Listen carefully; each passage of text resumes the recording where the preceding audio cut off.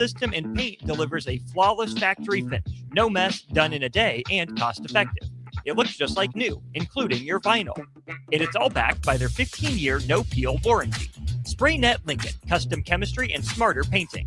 Google SprayNet Lincoln or call them now at 402-383-3336 or email ching@spray-net.com. College football season is nearly here, and 93.7 The Ticket is on the scene to get things underway. Tune in Tuesday, July 28th to Thursday, July 30th for coverage from Big Ten Football Media Days at the Hilton Chicago as Derek Pearson, Jake Sorensen, Jay Foreman, and Austin Orman interview coaches, players, and broadcasters from around the Big Ten Conference. 93.7 The Ticket's coverage from Big Ten Media Days is sponsored by Warhorse Casino, Sandhills Global, Gary Michael Clothiers, and Ben Blaker of PRG Berkshire Hathaway Home Services Ambassador Real Estate. Join Old School from 3 to 6 p.m. on Monday, July 27th from the U-Stop just north of Warhorse Casino for a special remote broadcast. Nebraska football's Luke Lindenmeyer will be there for pictures and autographs from 3 till 4:30, and U-Stop is having the Corvette Club bring their red Corvettes down as well. Plus, there will be a raffle for a Dr. Pepper tailgate, a signed Luke Lindenmeyer Dr. Pepper mini helmet and football, and other free Dr. Pepper merch will be handed out. That's all Monday, July 27th from 3 till 6 p.m. at the U-Stop by Warhorse Casino off of West Denton Road. 93.7 The Ticket is Lincoln's home for Kansas City Royals baseball in 2026. Catch all the action as Bobby Witt Jr., Salvador Perez, Vinny Pasquantino, and a pitching rotation led by Cole Reagans try to lead the Royals back to the postseason. That's Kansas City Royals baseball all summer long. On the air in Lincoln at 93.7 The Ticket. Coming at you live from the heart of downtown Lincoln, this is Old School with Foreman and Orman. Old School with Foreman and Orman is sponsored by Graham Tire Company of Lincoln, Nebraska Football Hall of Famer Jay Foreman. Here's Troy Detmer dropping straight back in the pocket. Rifles a pass. It was tipped and picked off by Foreman. He's at the 15, 10, 5. He'll score! Foreman got it, and it's touchdown Huskers. Black shirts answer the call one more time. And Austin Orman. Hour one of Old School is sponsored by Heartland of Nebraska Windows. Old School with Foreman and Orman on 93.7 The Ticket and theticketfm.com.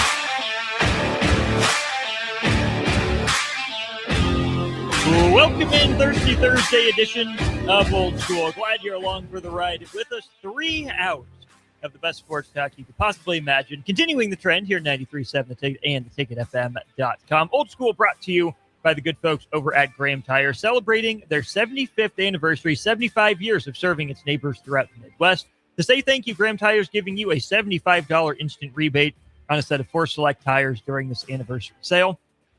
Plenty of ways you can stack savings with a big mail-in rebates on select tires, and all tires are on sale right now, making this the perfect time to upgrade for your summer travels. Hurry in today. Graham Tire, your tire store next door. We get the obligatory text from Eric shouting out our guy Jay Foreman.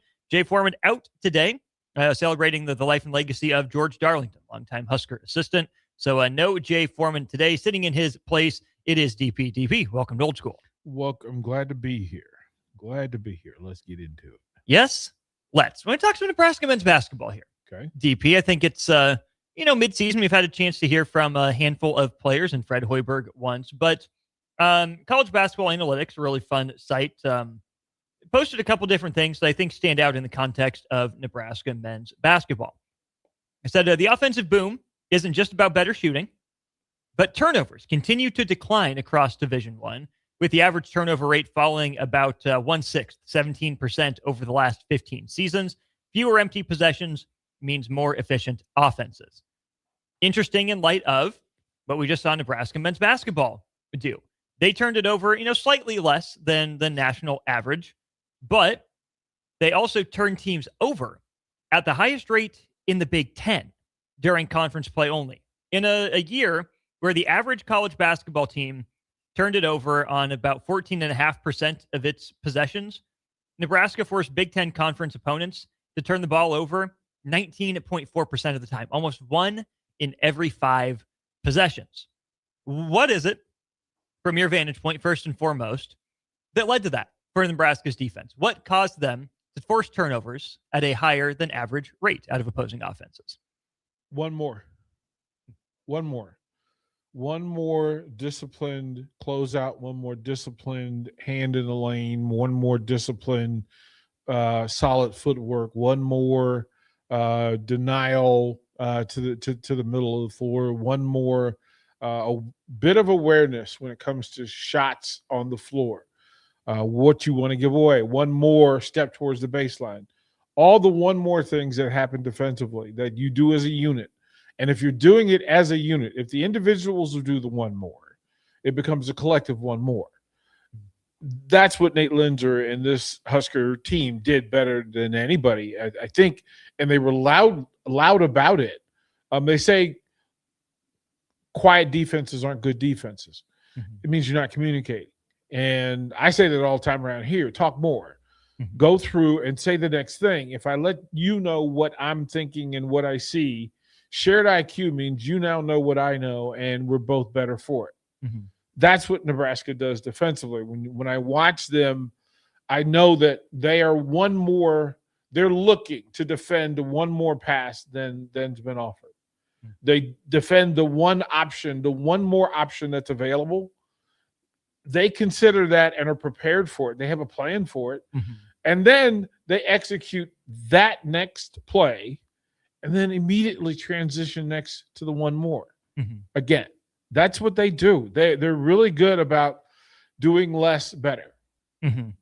What is it that makes this Nebraska defense that we've seen for the last, let's call it 3.5 years, essentially? Mm-hmm.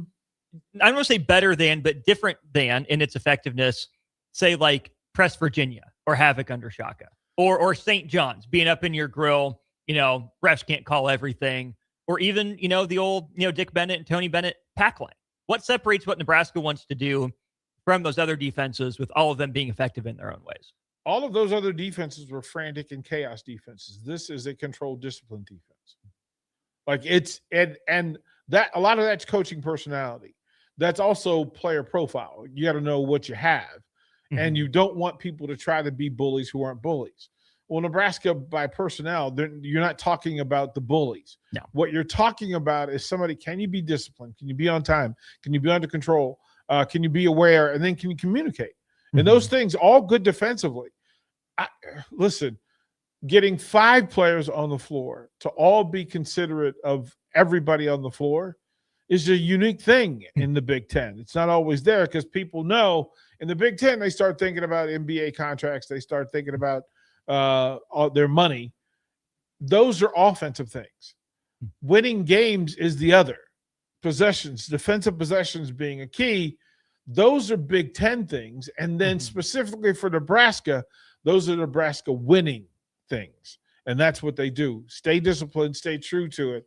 And then don't go rogue. Don't just decide to play hero ball and you know what, I need to take a chance and get out of position. Do what everybody thinks you're going to do and what you know to do. That's where I think there's something interesting Nebraska had in Sam Hoiberg, who embodied a lot of that, but was also up in people's grills defensively. I wonder what, Taj DeGorval coming in as a transfer, if he's able to provide any of that, because I think there's got to be room for both, right? Guys that are able to do their job in the scheme, controlled, communicative, all of that, but also consistently bother the guy in front of him and just take someone's cookies, right? It doesn't seem like Nebraska has just take your cookies all the time, right? Like you said, it's the one more hand when they're driving into the lane. It's the one more rotation. There's not always that on-ball perimeter pressure consistently. And I wonder if Nebraska is seeking to add some of that or if Nebraska is good with what it's got.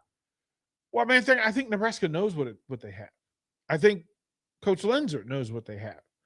And he knows what's expected. He knows what's coached. He knows what they drill. He knows what's communicated. He knows what's expected. And the critical part is it doesn't matter what 5 are on the floor. All 5 of them know what the responsibilities are. Mm-hmm. And you can tell when somebody's not defensively on their game for Nebraska, right? It shows 4 other guys are looking at him. It shows up. You've seen it. It shows up. Of all the players in the Big Ten, how many Sam Hoibergs were there? There's only one. There was a Sam. So trying to replace that is really difficult to do. Mm-hmm.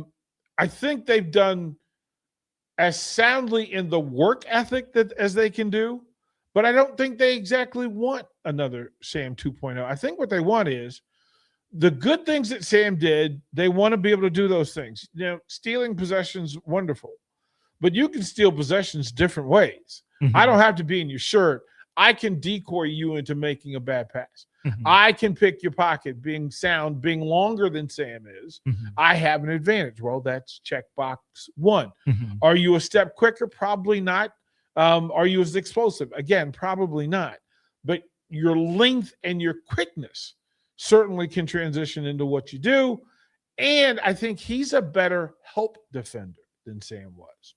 He will be able to drop down to midline and help the big. Tag a rolling big, whatever. Right? Like he'll be able to close out on the wing and get into the shot linear better than Sam can.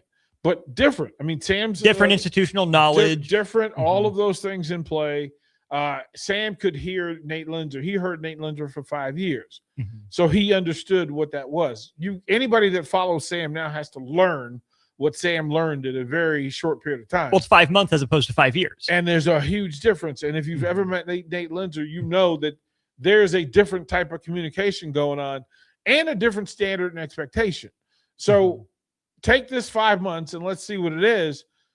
I don't think it'll take long to recognize what it is, but I also think that whatever you're replacing, whoever replaces Sam, you may have added something offensively. You may have added something offensively that you couldn't get or that Sam wouldn't give you. Not that he couldn't give you, but he wouldn't give you. Yeah. Okay, take the trade. In the Big Ten, there's value for it. And that certainly, I think that helps you against Michigan more than it would help you against Michigan State. I can see the argument. Right? That this new point guard will give you an opportunity to do some things that you could not do in full consistently against Purdue and Michigan that you could do against Indiana and Michigan State. Sure. Yeah. I'm with it. I'm going to keep harping on that point you made, is that while the principles and the standards haven't necessarily changed, Nebraska also hasn't gone out and just recruited 1-to-1 for the guys it's lost over the last 3 or 4 off seasons. And I think Husker fans need to keep that in mind. The other trend, DP, that Nebraska men's basketball is cutting against the grain in college hoops, offensive rebounding. Every season since 2020-21, the offensive rebounding rate has risen in college basketball. It got to a depth of about 28%, and it's risen about 2.5% over the last 5 years. Still not where it was about 15 years ago or so, but Division I teams as a whole continue to crash the offensive glass more and more, which again stands in a strong contrast to Nebraska men's basketball that finished in the 300s in terms of its own offensive rebounding rate, but was really good on the defensive glass, at least in terms of opponent offensive rebound percentage relative to the rest of college basketball. Nebraska really is skewing the offensive glass and able to get back in defensive transition, which we saw Nebraska do a stellar job of, allowing some of the fewest transition points in the Big Ten. But I guess the big picture question is this: what does that mean for Nebraska that it's cutting against the grain? Well, I mean, I think some of it's Sam Hoiberg. It goes back that rink master Sam Hoiberg. Sam rebounded that position better than anybody in the country when you come to touches, real touches. And you didn't need him back defensively. You didn't want him back defensively. You wanted Sam to press. To go. Like you wanted him to meet early and to be in that mid-court range to be able to do that. Him getting back in the back third didn't really serve the way you wanted to defend it. So crashing the board. Sam's sight line was better than everybody else's, and Sam's Rodman-esque ability to ball track. Again, most people don't have that, and most people don't want to have it. Like they don't want to have it because that's a lot of work. Well, some of it's natural, and some of it is, instilled eventually. It's work. Simply. It's work. You have to just simply pay attention that, you know what? I've seen this shot. Let me play the story out in my head. This is where the ball's going. Sometimes you guess wrong, but then he got to the point in year 5 that he didn't have to guess. He simply waited and reacted more quickly than anybody else did to the ball, right? He's already shown that in Phoenix, for the Summer League. So that's a thing. For Nebraska, you'll adjust. They'll be longer this year than they were last year. They'll be longer. They'll also be deeper than they were last year. So hard to be more shallow than they were last year at points. Well, I mean, that's kind of the point, that to do what they did and finish, where they finished with 7 dudes. Yeah, I mean, to 7 trusted that you trust. You get back a guy that is a veteran, then you add people who played exceptional minutes where they were. Then you're dealing with matchups and game situation, right? That you do have some answers. My favorite thing about coaching is within every coach, there's a moment when they stop moving and they look back towards the bench. There's a question and an answer. And to watch Nebraska quickly figure out, Fred Hoiberg figure out, Nate Linder figure out what the answer was going to be to a question that hadn't been asked yet, that's going to define Nebraska basketball this season. Who do we have? What can we do with them? Who can we trust? When can we trust them? And then what is the final result? And you have closers. I think they have 3 closers right now, which I'm not sure they had last year. Who are your 3? Well, Frager and Sanford are closers, in full closers. I like, and I don't want to put pressure on him as a big, but one of the 3 bigs that came in, only because I think it's not fair to put pressure on players who haven't been in those situations and played in those situations here. So stay true to my standard. Don't put the pressure on him. But in the back of my head, you have options. There's another different look, potentially. Right. Nebraska can finish with. Right, that you have 2 guys. You have a slasher finisher. You have a stone cold killer shooter. And then you've got some depth and size that you can choose to do one of 3 things with. So you have some options and answers along the way. It'll be, and by the way, you have a veteran scorer who returns. So 3.5 options is kind of how it plays out. I'm going to get to these texts here in just a moment. What I think big picture it means to GP is that Nebraska is, I think, recruiting to where it can recruit.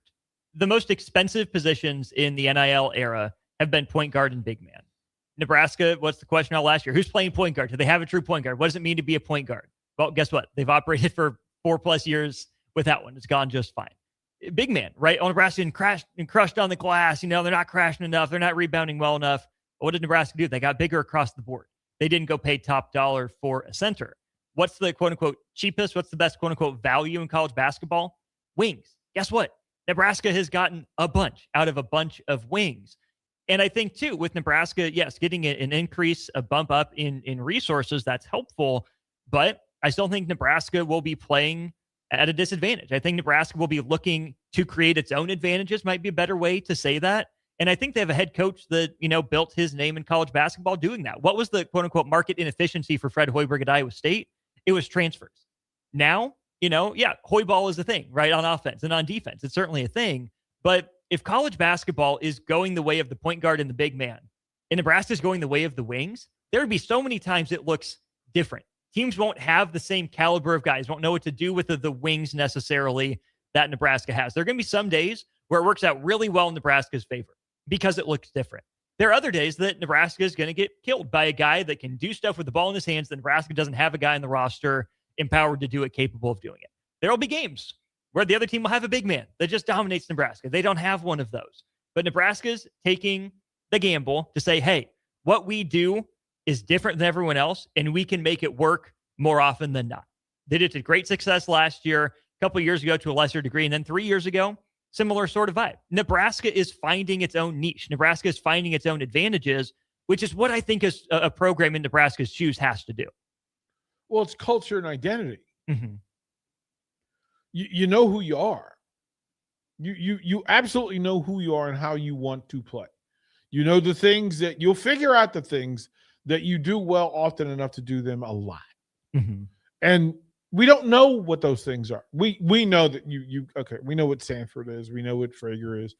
We have a pretty good idea about a season. We know that Kale coming off the bench. Like, we know there's some options up and down. Mm-hmm. New bodies, new space, new talent. We know that, okay, we can base some of it on what the coaches told us exists, because why else would they go and get them if those things weren't true? Mm-hmm. When you look at the film on them, okay, I can see how this correlates to the way they like to play and the things they like to do.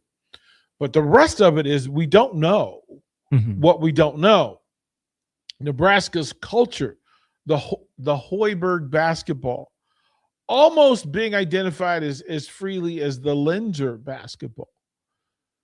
That's your culture and identity. You know there are going to be some nights where Nebraska's just going to shoot people out the gym. There are going to be nights where, Frager's got bounce. Okay, cool. Let's do that. There are going to be nights where Connor comes off the bench and he's going to get a third defender and wear him out.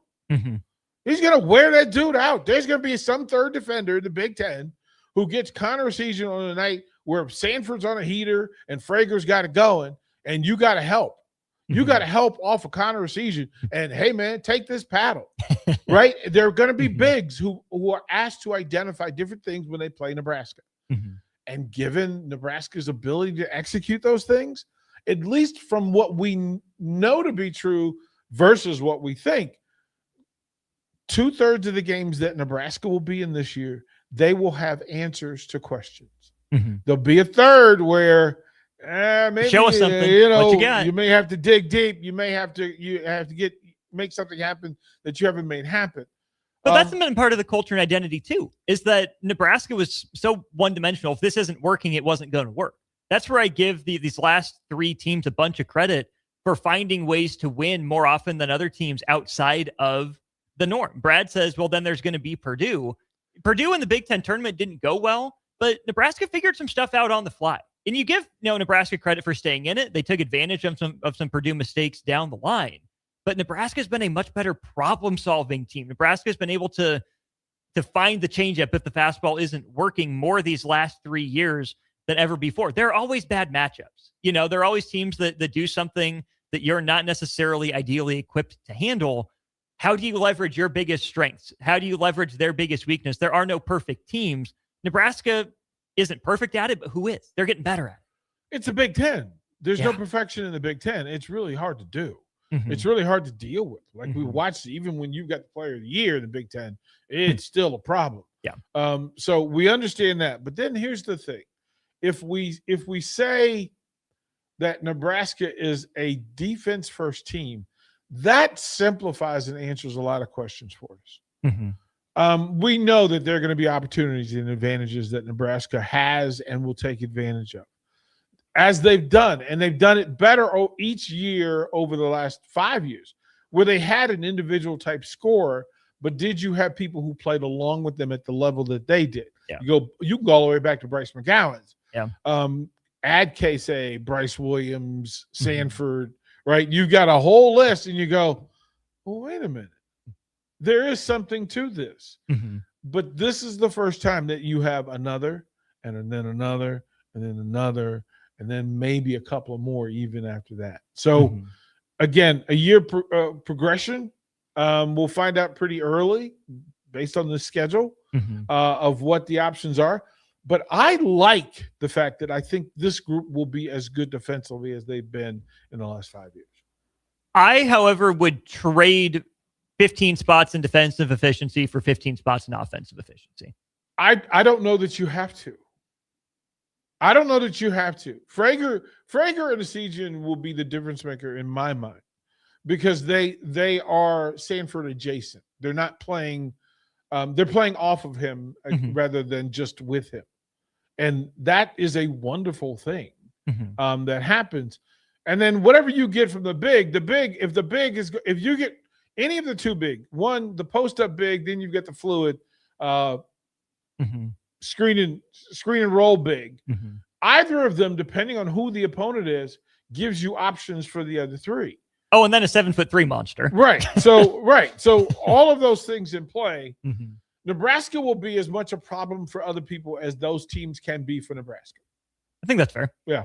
4311 wants to know how many fast breaks did Nebraska allow. There's not a great tracking data on it in terms of specific numbers, but again, back to college basketball analytics, they break down teams' offenses and defenses by portions of the shot clock, so 0 to 10, 10 to 20, and 20 to 30 seconds. And this is for the Nebraska defense. Nebraska's defense allowed teams 0.93 points per chance with the shot clock having used 0 to 10 seconds.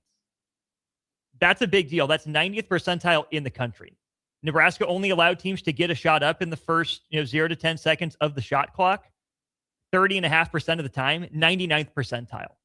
That speaks to Nebraska's transition defense. They got back in time. They didn't allow runouts. They were good at making teams get into the half court. Yeah, I mean, a lot of that's Sam. A lot of that's Kale. A lot of it's a pick and pop big, like Rink Mass being able to be back there in direct traffic. Well, no, I think it's Bear K. I think that's where the Bear K thing really played into it, was that high IQ guys who will get into passing lanes and slow down and make it so that there's the big key to that transition thing is the outlet pass off the rebound. And it's a long directional outlet pass. None of it's down the middle of the floor. It can't be. Otherwise, you're in trouble. You go to, and if I can extend it and make it a wider outlet pass rather than a longer outlet pass, I can keep you off the shot clock. Yeah. I think that's what Nebraska did with Bear K. Rink, remember, Rink was staying at the top of the key a lot of times. So it was a short top of the key sprint for him in the space. Bear K was going corner to corner. And that's a whole different deal, but he also read the passing, the crossing passes. And that's why I was giving Rink some more credit as kind of that high man initially in the pick and pop. Because, Bear K absolutely did that. 4311 says the reason for not giving up fast breaks is the lack of offensive rebounds. Well, that's the entire point. That's what we spend the entire segment just talking about. So I'm glad you got there eventually. Neil sends in a text, and we're going to rephrase it a little bit. I think there's another way that we can take this question, but we'll keep talking some Nebraska men's basketball here in hour one of the show. Plenty more in college football to come throughout the course of the day. 402-464-5685 is the number to the Sartor Heyman Jewelers text line. If you have any thoughts, comments, questions, or anything else. He's DP. I'm Austin. This is Old School, brought to you by Graham Tire. You're listening to Old School with Jay Foreman and Austin Orman. Download the mobile app and listen wherever you are on 93.7 The Ticket and theticketfm.com. Are you looking for an exciting new way to put your skills to work?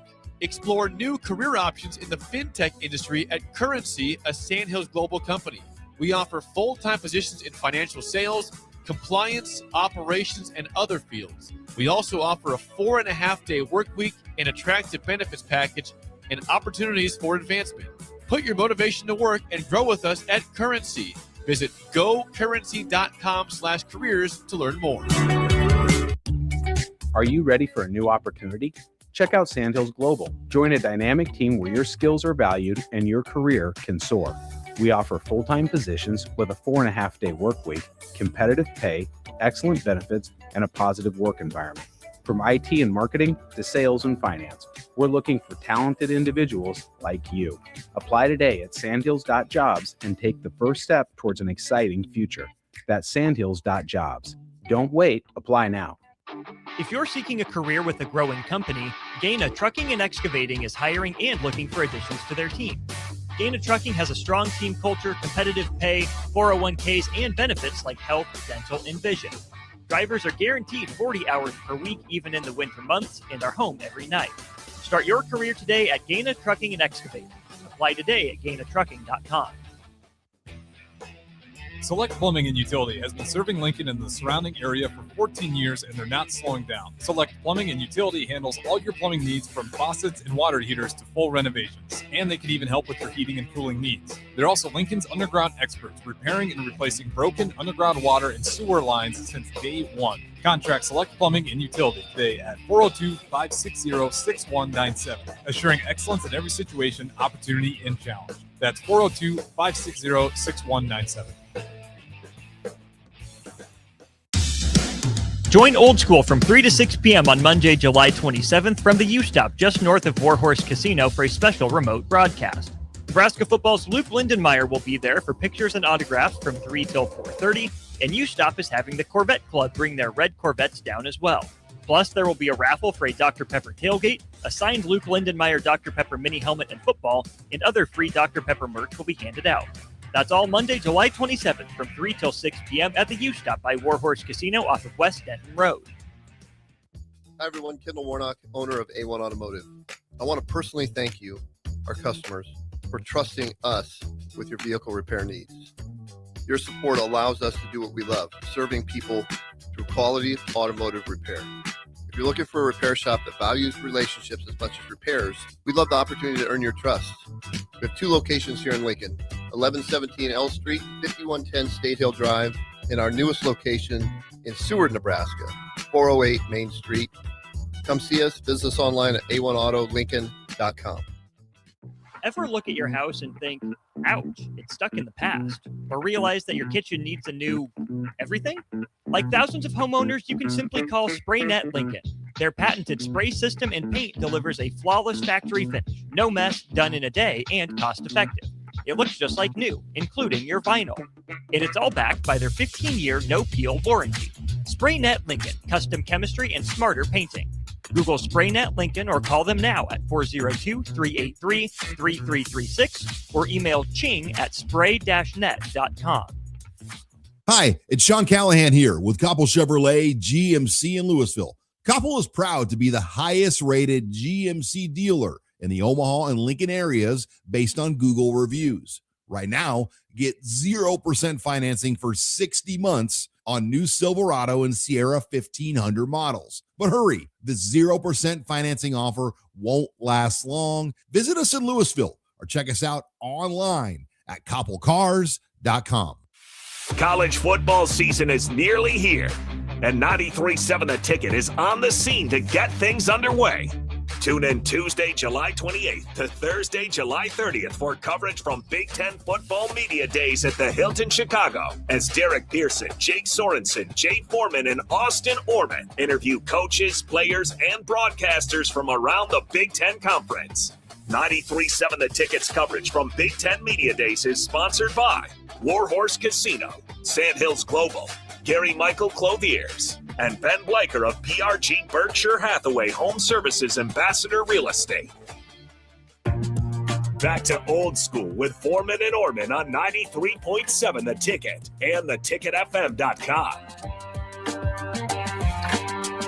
Welcome back in. It is Old School, hour 1 of the show, brought to you as always by the good folks over at Heartland of Nebraska Windows. You see their info scrolling below me if you're watching on stream. Give them a call, 402-430-3852. Visit them online at heartlandofnebraskawindows.com. They're offering free estimates, full window replacements, all vinyl triple pane windows, and a lifetime warranty on everything while keeping their prices affordable. How long do those offers last?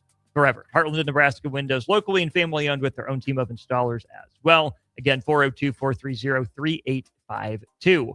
The text on the Sutter Heyman Jewelers text line, DP, is from Neil, who asks, in your opinion, who will be the most impactful transfer in? And we can get to that, but in light of what you were saying about guys that haven't been in the Big Ten before, I think we can take it a little different direction. Aside from, let's take Sanford and Frager out of the conversation. Yep. I think those are the knowns. Yep. There's Batman and Robin and Alfred. who's the Alfred, right? Who's the super dog to Superman and Supergirl or whatever for Nebraska basketball in 26-27? Ideally, we want it to be the League of Superheroes. Like we need the Justice full on League, Justice right? League. Yep. Like maybe the Avengers. Either way.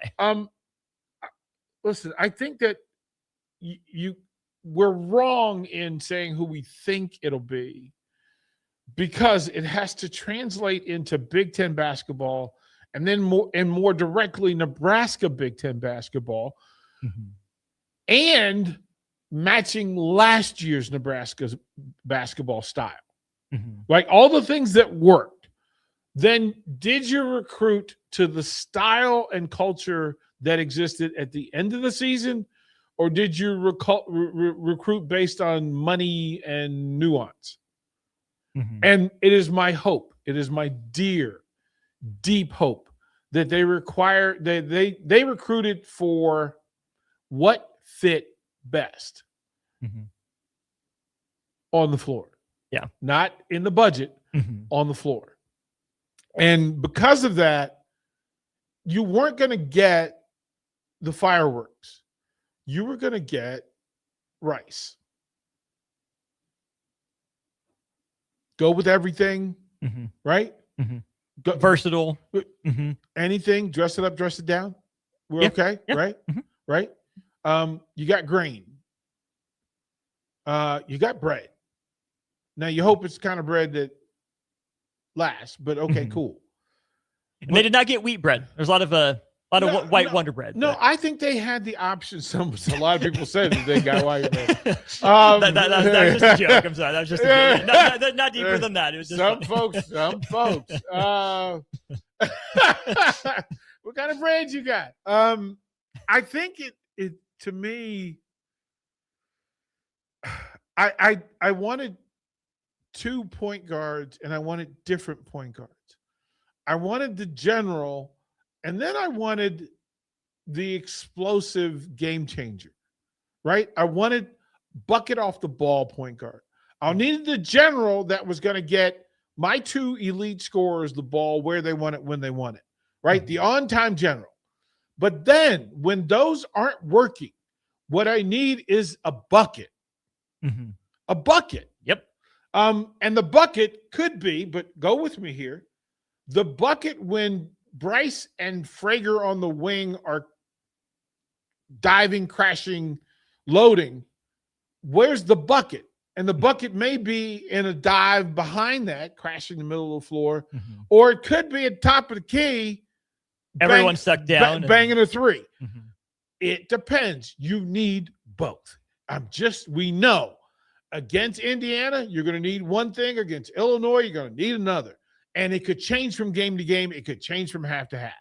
So we don't know whether we got those things. We went shopping for rice, right? We got steak. Yeah. We got steak. We got that at home. we got that. That's what your mama said. Oh, we got that at home. We don't have to go shopping for that. We got that at home. Let's figure out what to put with it. And that's Nebraska basketball 2026-27. Eric says, what's wrong with wheat bread, Austin? There's nothing wrong with wheat bread. Good for you. It's good for you. It is. I was just making I was making a joke about the color of the bread. Nothing more, nothing less. It was if you're a longtime listener to this program, you'll know what 56 says about what the shopping cart looked like for Nebraska over the offseason. Right. So just a little tongue in cheek. It is listen, you got chicken. Is it seasoned or not? is the question. Yeah, I think I like what was intended, or at least what I perceive the intention is. But you can never assume. You can never assume intention. So if you tell me what they think they needed, and I don't recall that's been said. But what's been said? Has Coach Hoiberg said, this was our approach, this is what we were looking for? Yeah, he mentioned something like that early in the off season, and then one of his mid-off season pressers, I think we got access to him. He said something along the lines of, it's clear you need more help in the backcourt. We need some guards to replace what's going, and we'll take some depth in the front court. So you're replacing Sam and you're replacing Jamarcus. To me, Frager answers that question. One of the questions. There's a couple ifs attached for me, but he has the potential to be an answer. Don't you want to play Frager Sanford at 2-3, not 3-4? To me, that depends on Frager's handle and Frager's on-ball defense. Ideally, yes. I think if you can play them at 2 and 3, you can fit Orm at the 4 as the transfer you go get, and then whether it's Kapke or Wilkinson or Curtis at the 5, you can make it work.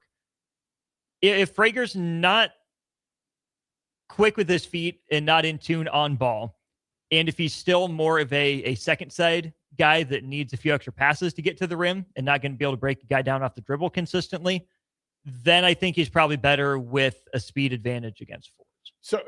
So this is the thirds when you talk about Frager. A third of the games played, he's going to be too good for the guy that defends him. Yes. A third of the games, he's going to have to work his tail off because there's going to be now he'll still get his, but he'll have to work his hardest for it. Mhm. It's those middle third games that will tell us whether he's a 14-point-a-game guy or an 18-point-a-game guy. Mhm. And that's the range that we're talking about. Mhm. And then you get into percentages and effectiveness, efficiency, and all those things. Mhm. So I'm not worried about what Frager brings once he's on the floor. and see, I am still to some degree, just in terms of what's the level of skill development, because you can tie this into Sanford. That's a guy that I think I would rather have threes chasing him around than twos. But you're getting more touches, more of the Jamarcus Lawrence touches for Frager, who was more explosive and more ceiling. But I think Jamarcus was a better off the dribble creator. And I want to see a little Really? You're the first person I've ever heard say that. Oh, Jamarcus could go. Jamarcus could get a bucket off the dribble. In the mid-range, creative around the hoop. Frager was probably better in a straight line, pure downhill. Oh, my favorite thing was Jamarcus mid-range. I didn't think he did it enough. I'm with you. I've been arguing that. I'm with you on that. Frager can put more pressure on the rim. I can't argue that. But I think Jamarcus has a little bit deeper bag. I think he's got John more Thompson mid-range. used to say tip to top. Sure. Frager is better tip to top. Sure. Here to there, it's Jamarcus. Yeah. Yes. Yes. Yeah. So I think we're saying the same thing in different ways. Gotcha. But yeah, no, I think the other thing I would say about Sanford at the 2, I think that's great for positional size in terms of rebounding, length on defense, communication. That's fantastic. I do think that there are 2s that are smaller and better at screen navigation in the ways that Nebraska wants to use Price Sanford, rocketing around a bunch of them. That if he can get, I'd rather have, for example, Cohen Carr chase Price Sanford around a screen than like Kylan Boswell. So if we're trying to have the kind of season you had with the long game, Sweet 16 basketball is what we're talking about, grade 8 basketball, that you're closer to it in Frager not trying to blend. You want him to be authentic. Yes. Right? Yeah. Sanford's going to be Sanford. Fit and stand out. Right? But I need for him to show up all the time, not some of the time. Yes. That's way more important than his bag. Sure. Yes. Right? That his bag is, listen, his bag has value about what he put in it before he got to the arena. And that's the thing about Frager. That Frager, again, a third of the nights, write it in the book, he's going to hit his average. A third of those nights, he'll be below it. Then it's what else did he do to add to it and did Price pick him up? Yeah. And then that other third is where we're talking about the difference between 18 wins and 28 wins. Right? That those nights and those players have to do those things on the nights that previously could have gone bad. They have to be good. Yeah. Not great, good. Fill the gaps. I think that's where we are. I think that's fair. Neil, I'll answer your direct question quickly. Impactful transfers. I think they all have a chance to be impactful in their own way. The guys I expect to make the biggest impact, though, or let me say in terms of like unique skill set, quote unquote. I think Orem at the 4 is something Nebraska hasn't necessarily had at that position, at that size. I think he's the power forward version of Rink Mast in some ways. Not as tall, probably not as good positionally, defensively, but he's a true 4, right? He's not going to play up at the 5. And I think that, having one more elite shooting option goes a long way. But the guys I expect to see their fingerprints most often in games are the backcourt guys in Lenhart and DeGorville. The comparison that I made for Trevin Lenhart out of Utah Valley is Mormon Monte Morris. I would have said, who was the guy that was here 3 years ago? Came in for a cup of coffee and then bounced. You think Greasel? No. Came in, played point guard, started for a bit, and then kept it moving. Played 1 year. Wooster? Yeah. Better shooter, scorer. Tougher defender. That's where I would. He's it. Leonard's going to be. He's the general that I was speaking of. That he's going to. Everybody's going to play better when he's on the floor. The question is, when everybody else is playing equal, can he get better? Can he elevate? Right? Can he be how many I can say there's only 3 or 4 games we want him to be the best player on the floor. Yeah. I need him to be one of the best players, but he's a force multiplier, not the force himself. Yes, he's like, quite frankly, all right, boys, here we go. And he has options. His length is a beautiful thing. At that number one position. Beautiful thing. I think tons of doubles are in the future with this guy. So that's where I land with it. The other one then is DeGorville, because I think that he can be next wave Sam in some, obviously, again, institutional knowledge, whatnot, heartbeat, you're not going to replace that stuff. But in terms of on-ball defense, I think he does things the other guys on the roster can't. In terms of spark plug, I think he can provide that. And just like Sam, what's the swing skill? Shooting. Teams are going to leave him open. Can he knock down 35%? 2.0 is what I thought. I think there's some of that, but I also think he's going to be tasked with running more of the offense like Sam did, right? They wanted to play Jamarcus a lot more off the ball. And so I think DeGorville, he averaged, a handful of assists per game at San Diego State. I think Jamarcus could have. I think Jamarcus was just better as a one-on-one ISO bucket getter. I think DeGorville puts more of that pressure on the rim. So I think he's an interesting combination of the two of them in some way. Yeah. And Jamarcus could shoot it. He was a legit shooter. I want to see them get after it. That's the thing. Seeing them against each other will tell us a lot. Yeah.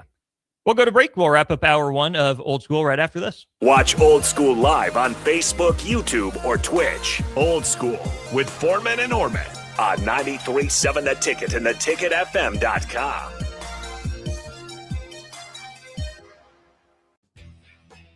Select Plumbing and Utility has been serving Lincoln and the surrounding area for 14 years, and they're not slowing down. Select Plumbing and Utility handles all your plumbing needs from faucets and water heaters to full renovations, and they can even help with your heating and cooling needs. They're also Lincoln's underground experts, repairing and replacing broken underground water and sewer lines since day one. Contact Select Plumbing and Utility today at 402-560-6197, assuring excellence in every situation, opportunity, and challenge. That's 402-560-6197.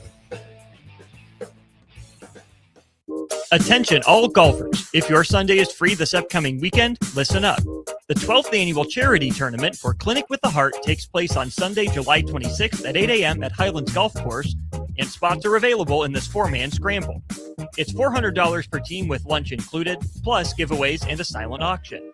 Register your foursome by this Friday, July 24th by clicking the link at the top of the McKinney's Irish Pub Facebook page. It's the 12th annual Clinic with the Heart charity tournament, 8 a.m. this Sunday at Highlands. Sponsored by Tipsy Tina's, McKinney's, Off Leash Dog Bar, Gate 25, Salt Mine City, and Michelob Ultra.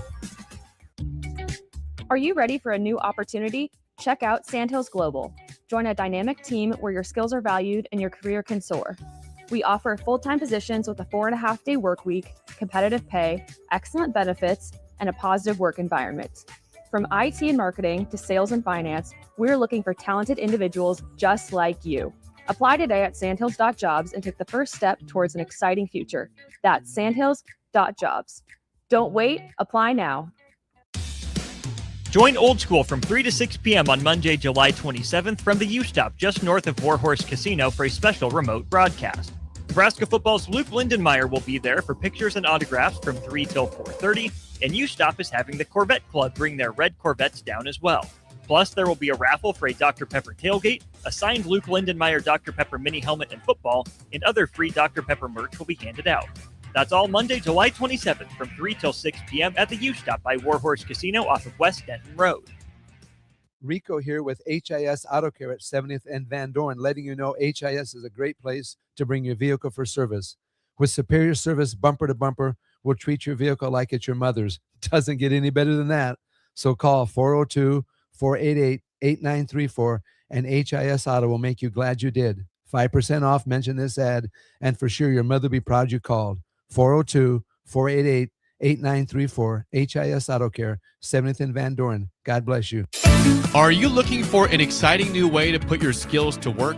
Explore new career options in the fintech industry at Currency, a Sandhills Global company. We offer full-time positions in financial sales, compliance, operations, and other fields. We also offer a 4.5-day work week and attractive benefits package, and opportunities for advancement. Put your motivation to work and grow with us at Currency. Visit gocurrency.com/careers to learn more.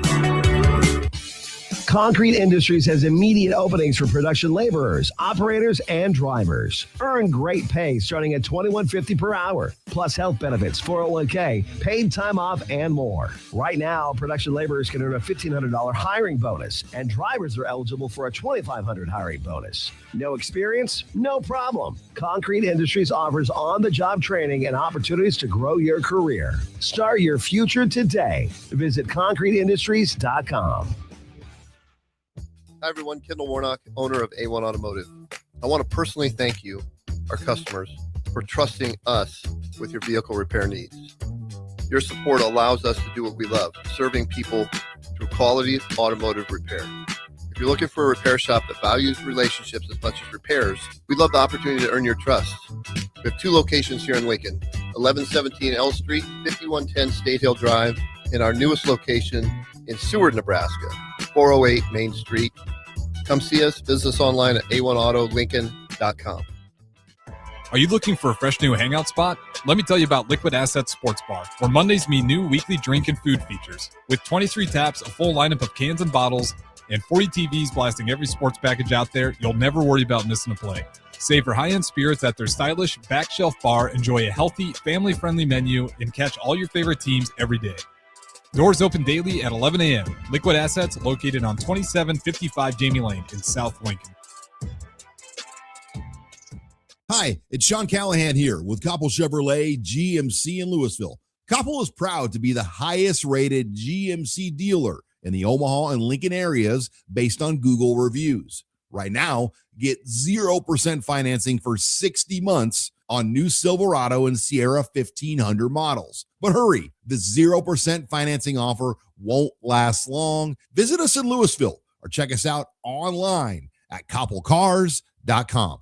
Back to old school with Foreman and Orman on 93.7 The Ticket and theticketfm.com. Putting a bow on hour 1 of Old School. Hour 1 of the show brought to you by Heartland of Nebraska Windows. Austin Orman, DP with you here for the show. Back to our starter Heyman Jewelers text line we go. And Neil texts in again. DP says, my opinion is that what Nebraska needs is a 12, 7, and 4 guy consistently. Anyone on the team fit the mold of a 12, 7, and 4? I assume points, rebounds, and assists to you. Well, no, I think Orm's I think Trevor's the 12, 7, 4 guy. I agree. Yep. I think Orm is a 12, 7, 12 and 7 guy. Even 12 and 5 you can probably get by with, but 7's ideal. Well, I mean, I just think in the spacing that exists within this Nebraska roster and how they play the game, think of all the Bear K nights. What we're talking about is Bear K and rink rebounds. Mm-hmm. And I think Frager's rebound number shoots up quite a bit, frankly. Stanford should. We'll see if it does. I don't know that you want it to. Well, Coach Lenzer, I apologize. I said it out loud. I said it out loud. I know what you're getting at. I said it out loud, and sir, I apologize. I was wrong, and I stand corrected. Oh, geez, I can hear that. What do you mean? Yeah, kind sir, I apologize. Yeah, let that man rebound. Let that man rebound. But if Price is 25 and 3, if Frager is 14, 6 and 2, if Lenhart's 12, 7 and 4, you got something cooking. I need 16 from Frager. I need 16 from Frager. I just he's too electric, too explosive to not get me 6 buckets and some free throws. How many double-digit points per game guys do you think Nebraska every starter finishes? You think it's 5 of them? Every starter.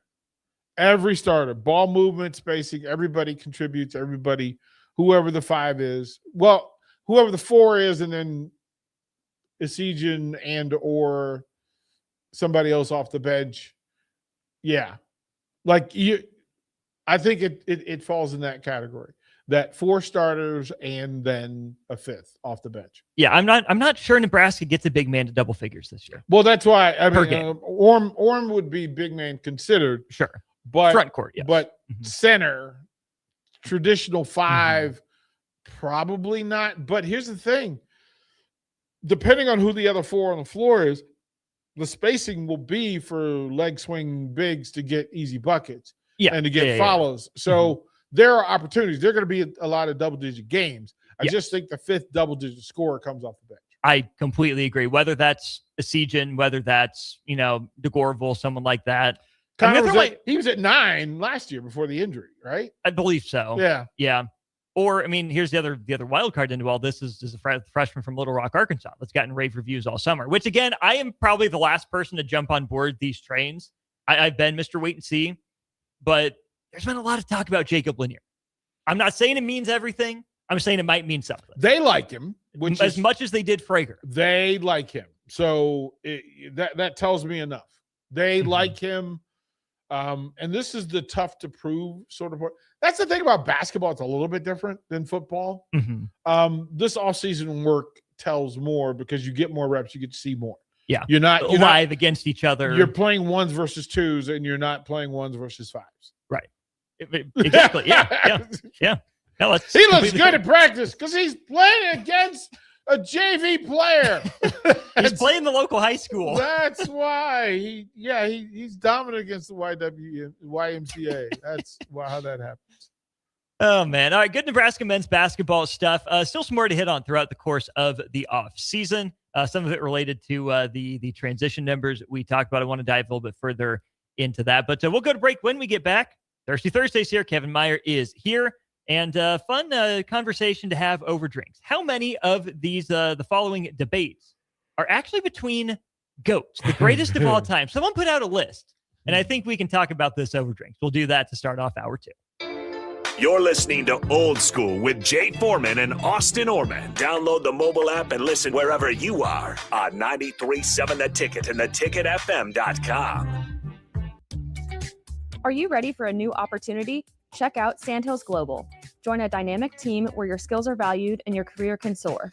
We offer full-time positions with a 4.5-day work week, competitive pay, excellent benefits, and a positive work environment. From IT and marketing to sales and finance, we're looking for talented individuals just like you. Apply today at sandhills.jobs and take the first step towards an exciting future.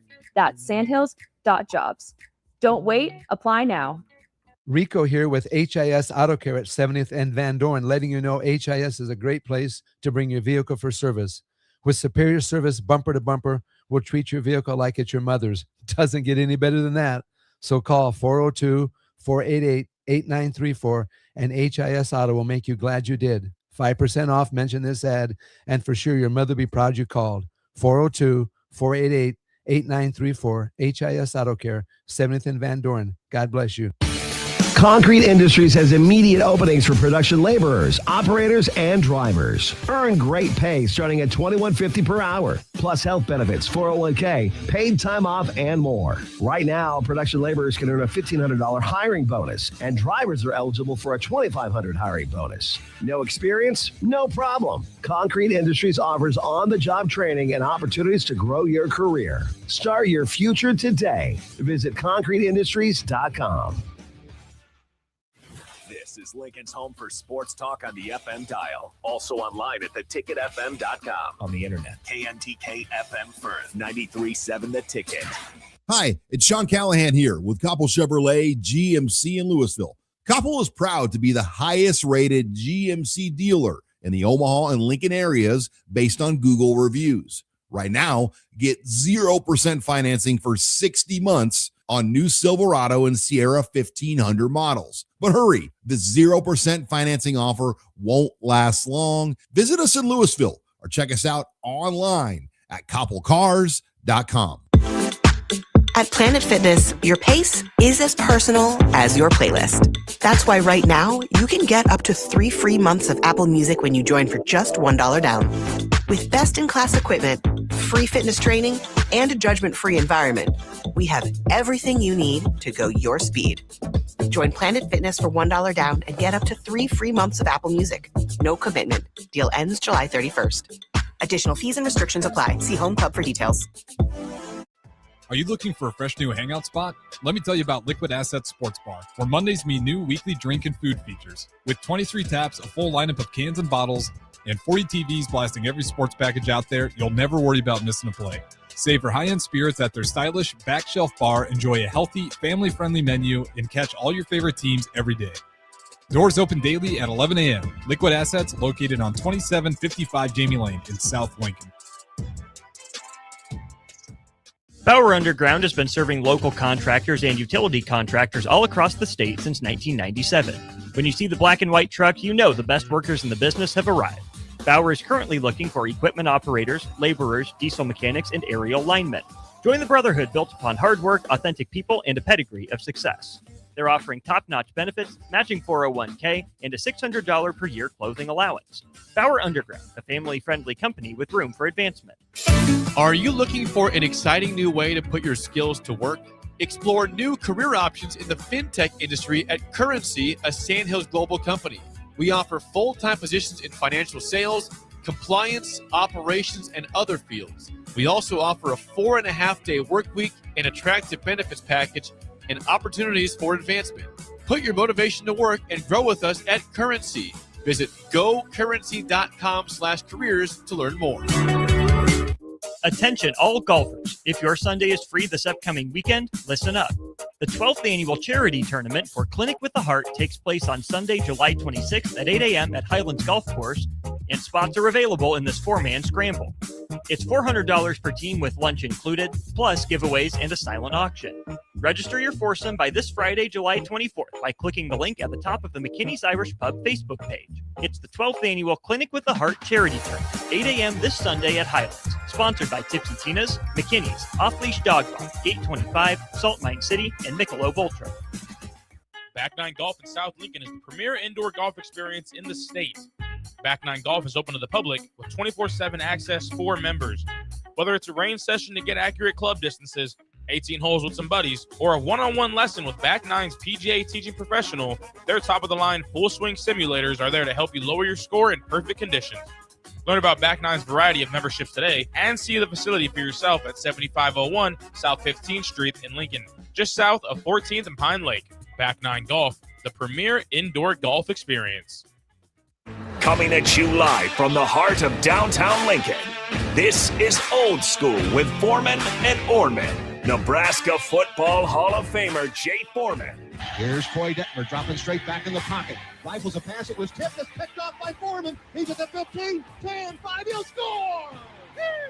Foreman got it, and it's touchdown Huskers. Black shirts, answer the call one more time. And Austin Orman. Old School with Foreman and Orman is sponsored by Graham Tire Company of Lincoln, your tire store next door with 4 Lincoln locations. Old School with Foreman and Orman on 93.7 The Ticket and theticketfm.com. All right, it is Old School. That's right. Big thanks to Graham Tire, but it's also Thirsty Thursday. Kevin Meyer deserves his music. We're going to hit it. Why wait until Friday to start your weekend? Go ahead, start right now. You're thirsty now, and 93.7 The Ticket is here to help you stock up. Just in time for the weekend when I like to hit the clubs. Time to broaden your horizons and try some new wine and beer. It's Thirsty Thursday with Kevin Meyer from Meyer's Cork and Bottle. There we go. Now we're on track. Solid 8.5. We roll with it. Gents. Kevin. Sir. Welcome back. Thank you. It's good to be back. It's good to see you, DP. Good to be seen, my friend. Good to be seen. It's good to be back. Was it good to be away?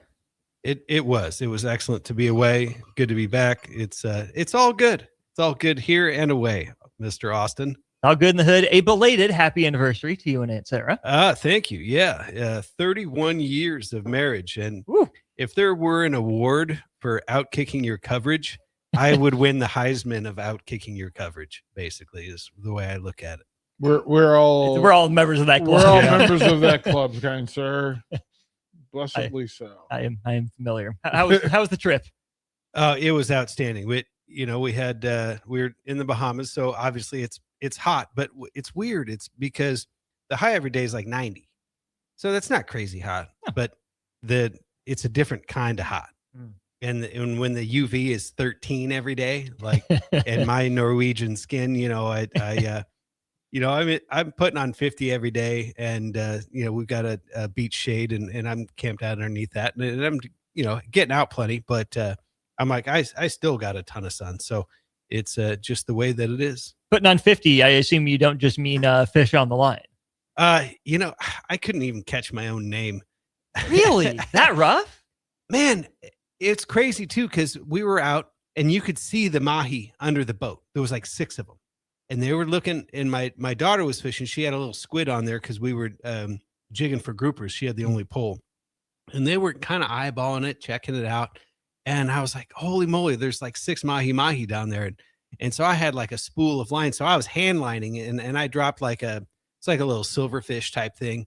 And they were looking at it, and I was wiggling it around and jerking it up and down. And I just couldn't get them to do anything. And we did get a couple of bites. I wanted my daughter to catch a fish, and I was probably not a very good boat captain. And so we lost both of them. I'm not sure what it was, but didn't catch anything, but still had a great time.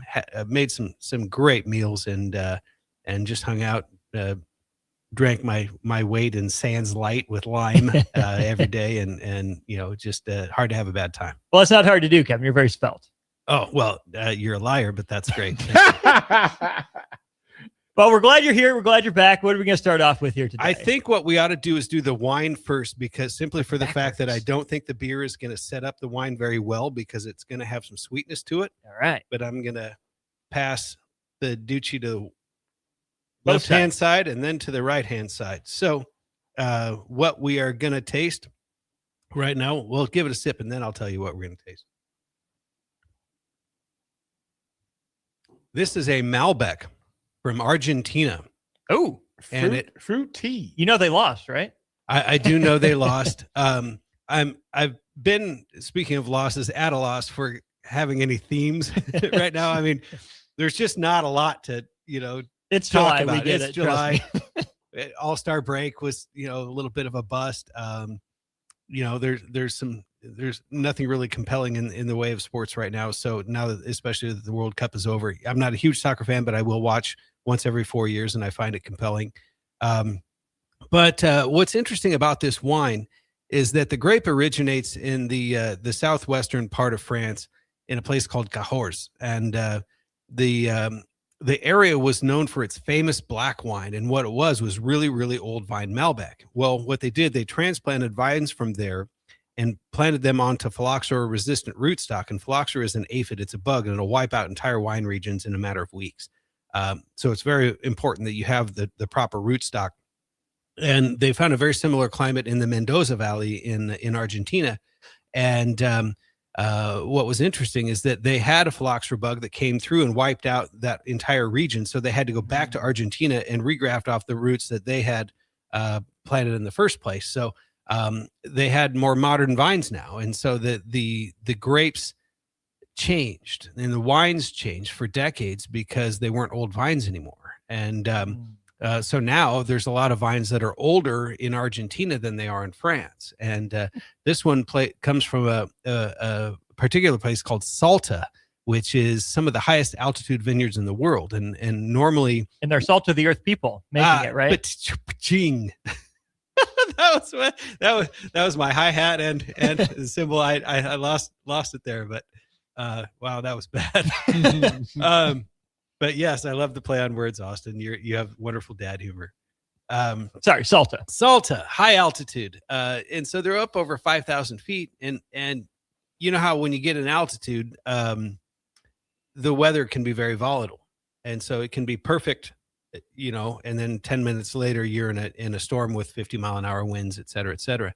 And so normally they don't plant grapevines that high up. But in this area in Argentina, the way it was described to me was like there's like this thermal inversion, like almost like a tube.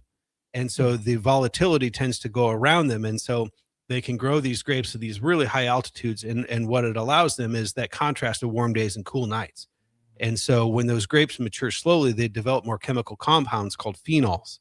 And so the more phenols the grapes can develop through the maturation process, the more complex they are. And so this is a wine that besides being high altitude and besides being really old vine, brings a ton to the table in terms of bang for your buck, because land and labor are so much less expensive down there. So these are on the shelf every day for $15.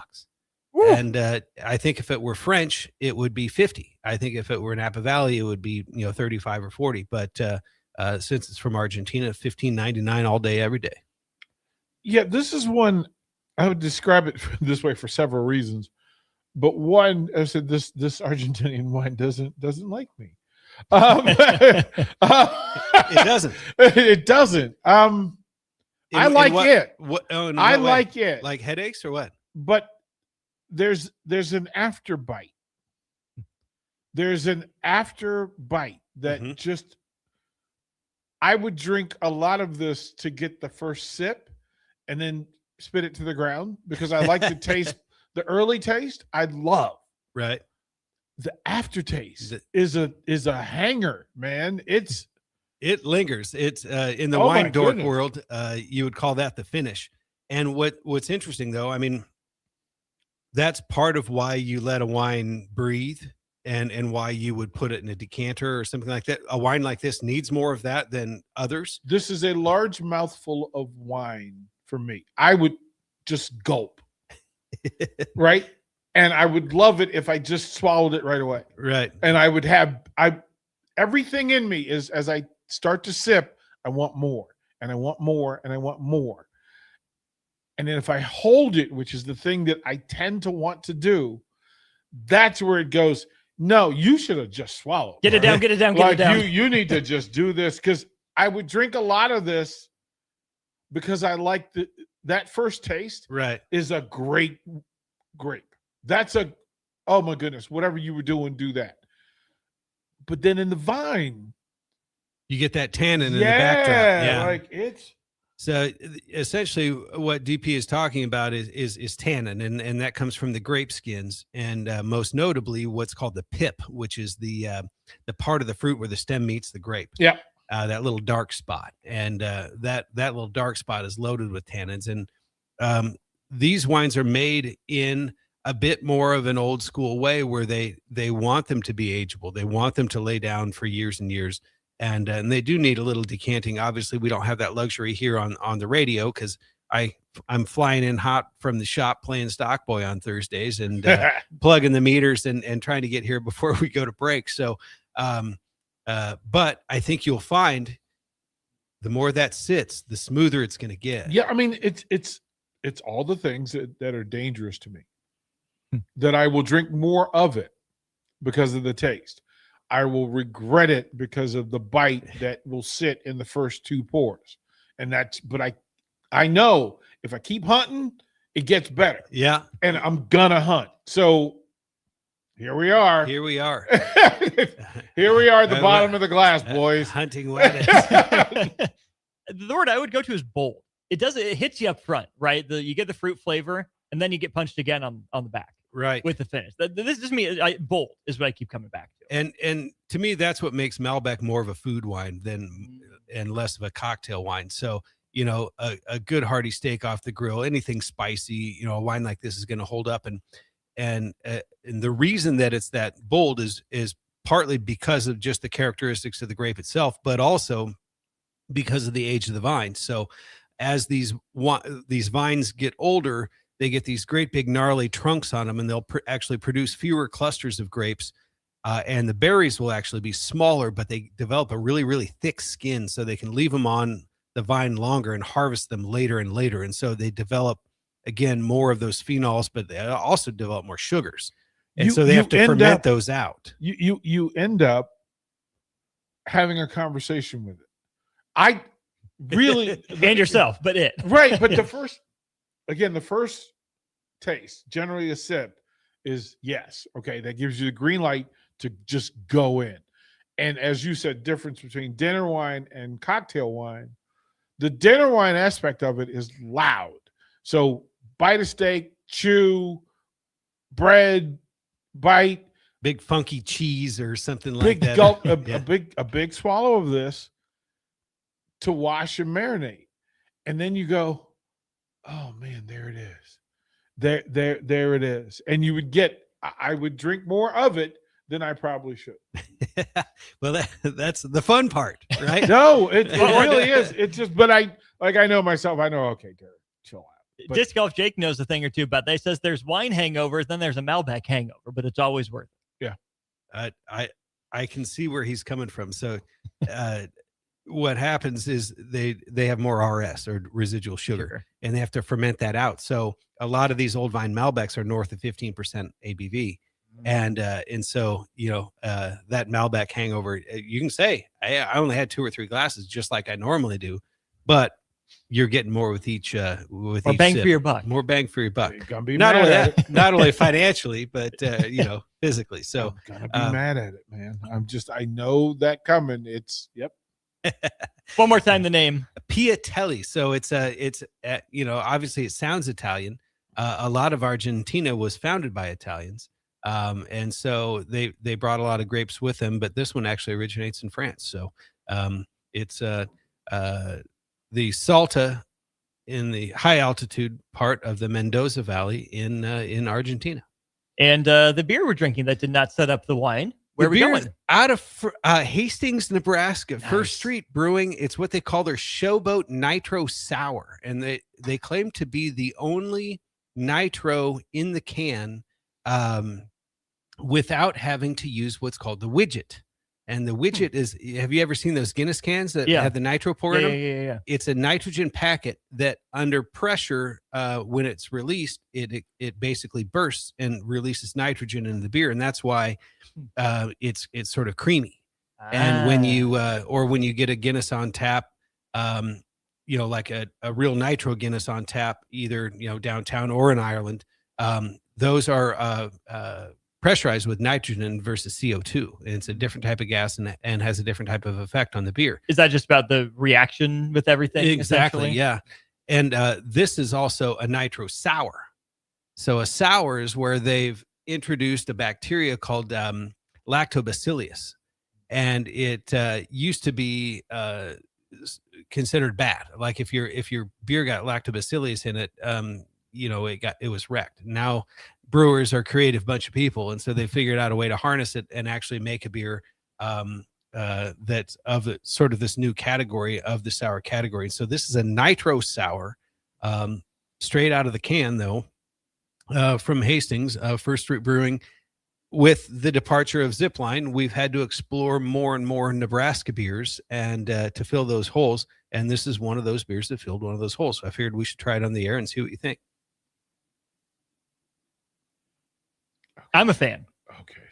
You get the peach right up front with the nose too. Yeah. That's the first thing you do. Man, You get this peach, and I'm transported immediately to Peachios.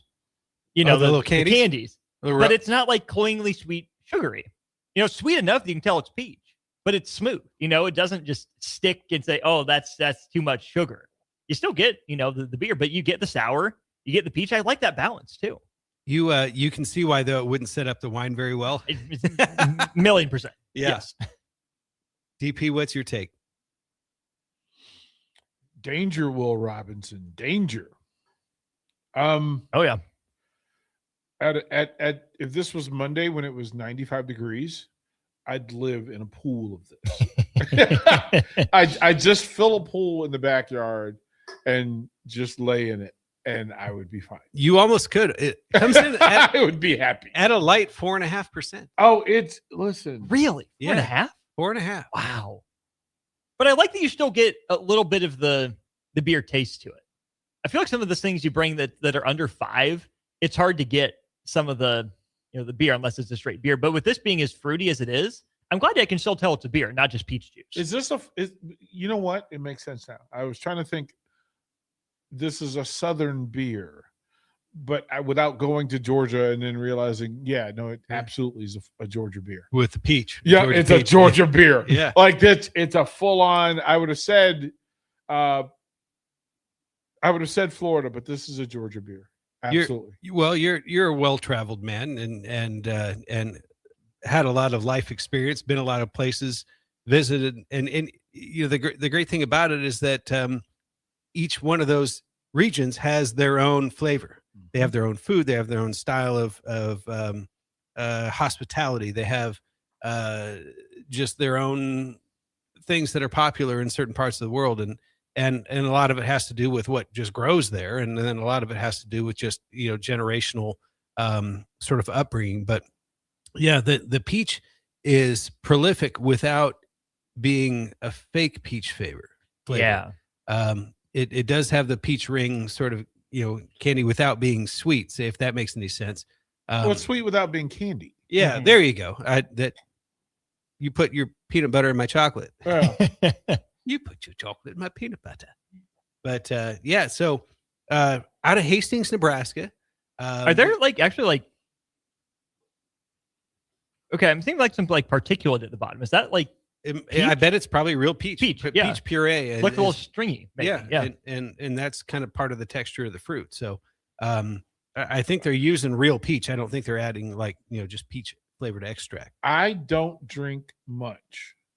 Matter of fact, I drink more with you, Kevin, than I do all of my friends combined. Everybody says honestly that. same. Yeah. It's true. But this is one that I would have in my refrigerator. And it wouldn't matter what the occasion was, but when it got hot and if I wanted a beer, that's the beer I want. That's literally for this weekend when it hits 95 again, that's what you should have in the fridge. And that's cool that you say that.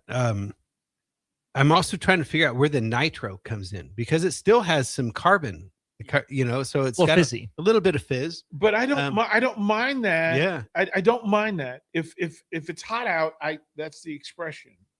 So I'm fine with that beer expressing itself the way it does. But it absolutely is friendly. Yes, I was just gonna say friendly. The nitro and the sour makes you think, oh, this friendly. is niche, but this is a golf course beer. Yeah, it kind of is. This is hanging out with buds on the golf course playing 18. Well, I'm with it. It almost tastes like you put you've had a summer shandy before with lemonade. Yep. You've had an orange in your Blue Moon, and it just kind of tastes like that vibe. Only if you put an orange with that, that's a problem. That's for breakfast. Oh, it really is. That's a problem. But that's what I mean. Now that you've said it, that's what I would do with it. You could put a lime with that and it still wouldn't matter. Yeah. It just sounds like cut. Yeah. Right. Cut a little bit. I'm good. Colorado peaches are in season right now. You could put a little peach with it too. Yep. Good. Peach on peach. Yep. I like too that it's take a bite of a peach vibes and not like peach cobbler vibes. I think there's a difference, right? Warm peach cobbler, the sugar crust on top, whatever. That's its own genre. Yep. This is like bite of a fresh peach. Yep. Bitch is summer. Yep. I can dig it. Yeah. You see Shim's text. It says, does this Hastings brewed beer you guys are tasting happen to be gluten-free? I don't believe so, no. Because is there such thing? The beer of it all. There is gluten-free beer, but most beer has grain in it that has gluten in it. So they do make gluten-free options, but this I'm guessing is not gluten-free. Free advertising. What's the best gluten-free that you can think of? Probably New Grist. Okay. It's out of Wisconsin. Okay. That's the best one that I've tried.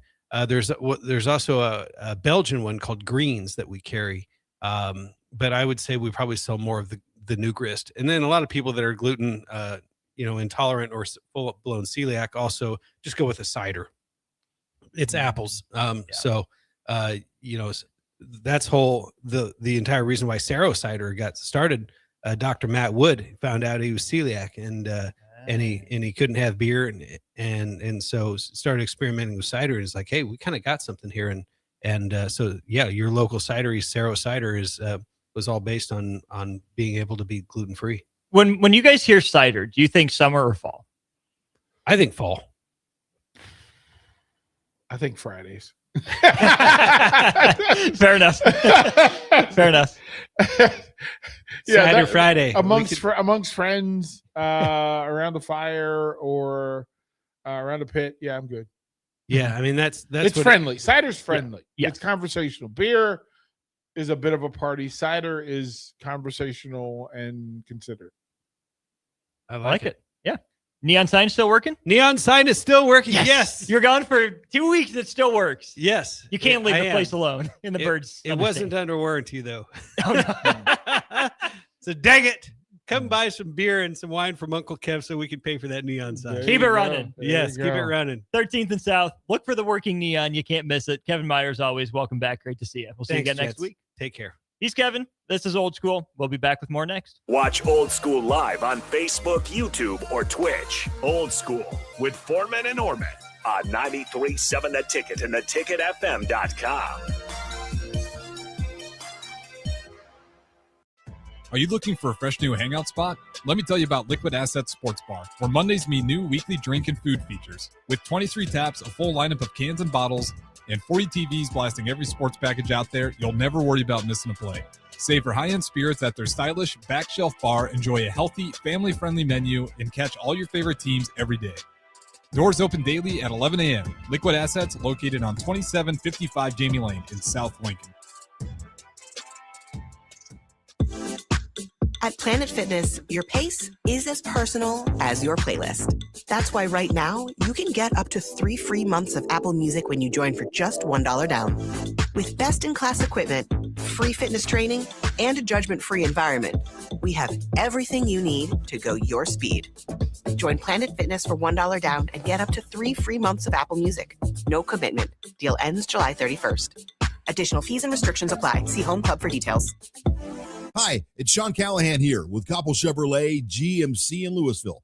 Koppel is proud to be the highest rated GMC dealer in the Omaha and Lincoln areas based on Google reviews. Right now, get 0% financing for 60 months on new Silverado and Sierra 1500 models. But hurry, the 0% financing offer won't last long. Visit us in Louisville or check us out online at koppelcars.com. Bauer Underground has been serving local contractors and utility contractors all across the state since 1997. When you see the black and white truck, you know the best workers in the business have arrived. Bauer is currently looking for equipment operators, laborers, diesel mechanics, and aerial linemen. Join the brotherhood built upon hard work, authentic people, and a pedigree of success. They're offering top-notch benefits, matching 401k, and a $600 per year clothing allowance. Bauer Underground, a family-friendly company with room for advancement. Your line just went down. Production stopped. A supervisor wants answers. And someone's digging through a binder for the maintenance history. Every one of those minutes costs money. And most of the time, that breakdown could have been prevented. That's where MaintainX comes in. MaintainX catches the failure before it happens. Preventive maintenance plans on every key asset to improve reliability. Work orders assigned and tracked right from your phone. Everyone from the floor to the front office is in the loop. Real-time dashboards give managers instant visibility into what's been completed, what's overdue, and where the bottlenecks are. No more guesswork. Just a smarter, faster maintenance operation. Companies on MaintainX have cut unplanned downtime by over 30% and save thousands on parts and labor every year. See what it can do for your operation. Try MaintainX free at maintainx.com. Are you looking for an exciting new way to put your skills to work? Explore new career options in the fintech industry at Currency, a Sandhills global company. We offer full-time positions in financial sales, compliance, operations, and other fields. We also offer a 4.5-day work week, an attractive benefits package, and opportunities for advancement. Put your motivation to work and grow with us at Currency.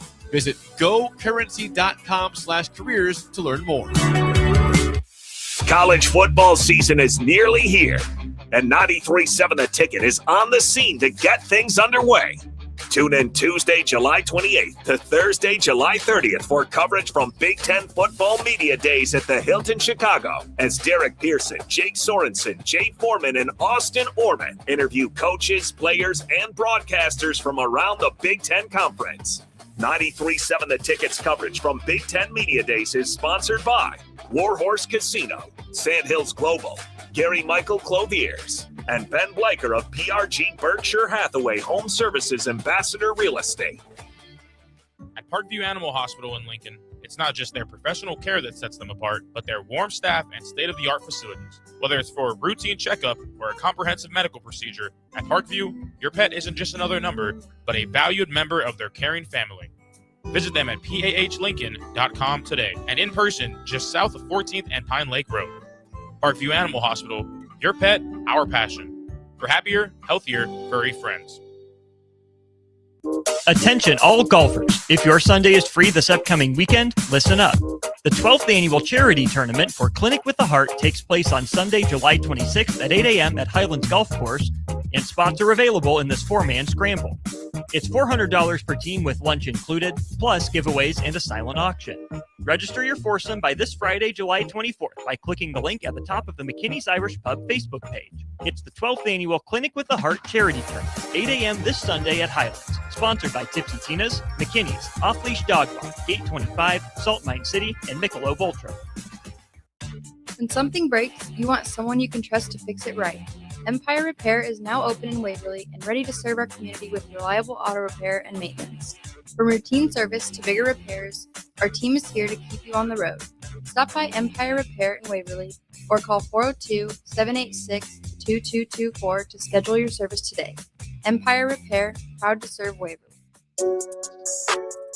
Back to old school with Foreman and Orman on 93.7 The Ticket.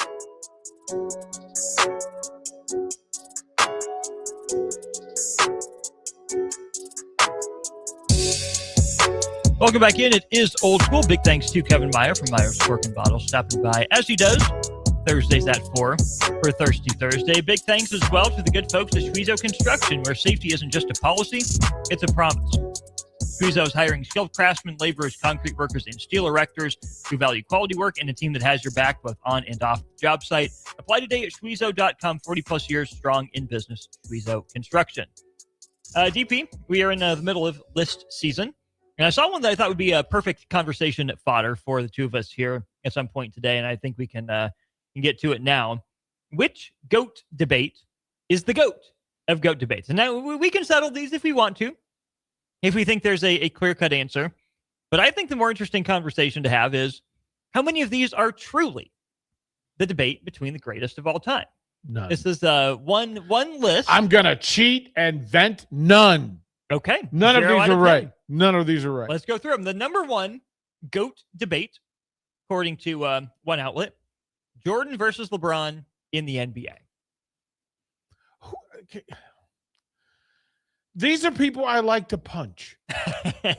Jordan and LeBron or list makers? No, the list makers. Just okay. The list makers. Because you took the thing that gets clicks rather than the thing that provides substance. Mm-hmm. There's no teaching required. There's no, if you want to be bold and brazen, tell me how you landed on it. And whatever description you have for having the GOAT basketball conversation, there are stats to say it's not this group. There's no argument to, is it rings? Is it scoring? Is it impact on the game? Is it right? Because no matter what you think the GOAT should be, you eliminate LeBron in most of those discussions. Music to the text line's ears. What metric? Now, mind you, LeBron is one of the 5 greatest players to ever walk the planet. Every number, every metric says so, right? Is he unique in the way he plays? Can you tell the story of the NBA and the game of basketball without using his name? All those things. Check the box, check the box. Was he dominant for an era? Check the box. Did he replace a legend? Check the box. Did he multiply his success in different locations? Check the box. If you want to say whatever those things are, because we don't have longevity anymore. So a measuring stick would be, can you do it somewhere else under different leadership? That's the Pat Riley GOAT conversation that you want to have in basketball. Jordan, it's hard to argue Jordan no matter what you're arguing. Is it score, points? Is it points? Is it championships? Is it high-level play? Did you transcend the game? Did you change the game? Did the game have to evolve to you? Right? Iconic? Is it cultural? Does it land and move outside the court and off the floor? Iconic moments. Do you have natural villains? Who is LeBron's villain? LeBron is LeBron's villain. It's Jordan. He does not have a natural villain in the games that are being played. It could have been Tim Duncan. Didn't work because Tim Duncan didn't want to be a superhero. Tim Duncan wanted no parts of these discussions. So he avoided it like the plague. You could have said Dwayne Wade had he not teamed with him. Steph, KD. Steph and KD, but Steph, again, was so busy building his own icon. You could have a different conversation just by comparing LeBron to Steph than you can LeBron to Jordan. Right? That's a much more natural go. Who was the best player in the last 20 years? Different conversation, right? Okay, yeah. So, no. Debate number 2. Yep. Tom Brady versus Patrick Mahomes. Okay, punch yourself right in the knee. Just punch it hard. Mahomes is not in that conversation. Right. Not yet. I'm sorry. Trending that way. Would you take the 4-0 Super Bowls that Terry Bradshaw had over Mahomes? Would you take the run, the iconic run of National Football League opponents that Joe Montana had to beat? He had to beat the greatest defender to ever walk the planet, stalked him. Then he had to change the game from Washington's Rigo and Emmett and the triplets and Lawrence Taylor's Giants with 2 different versions of quarterback and still try to be.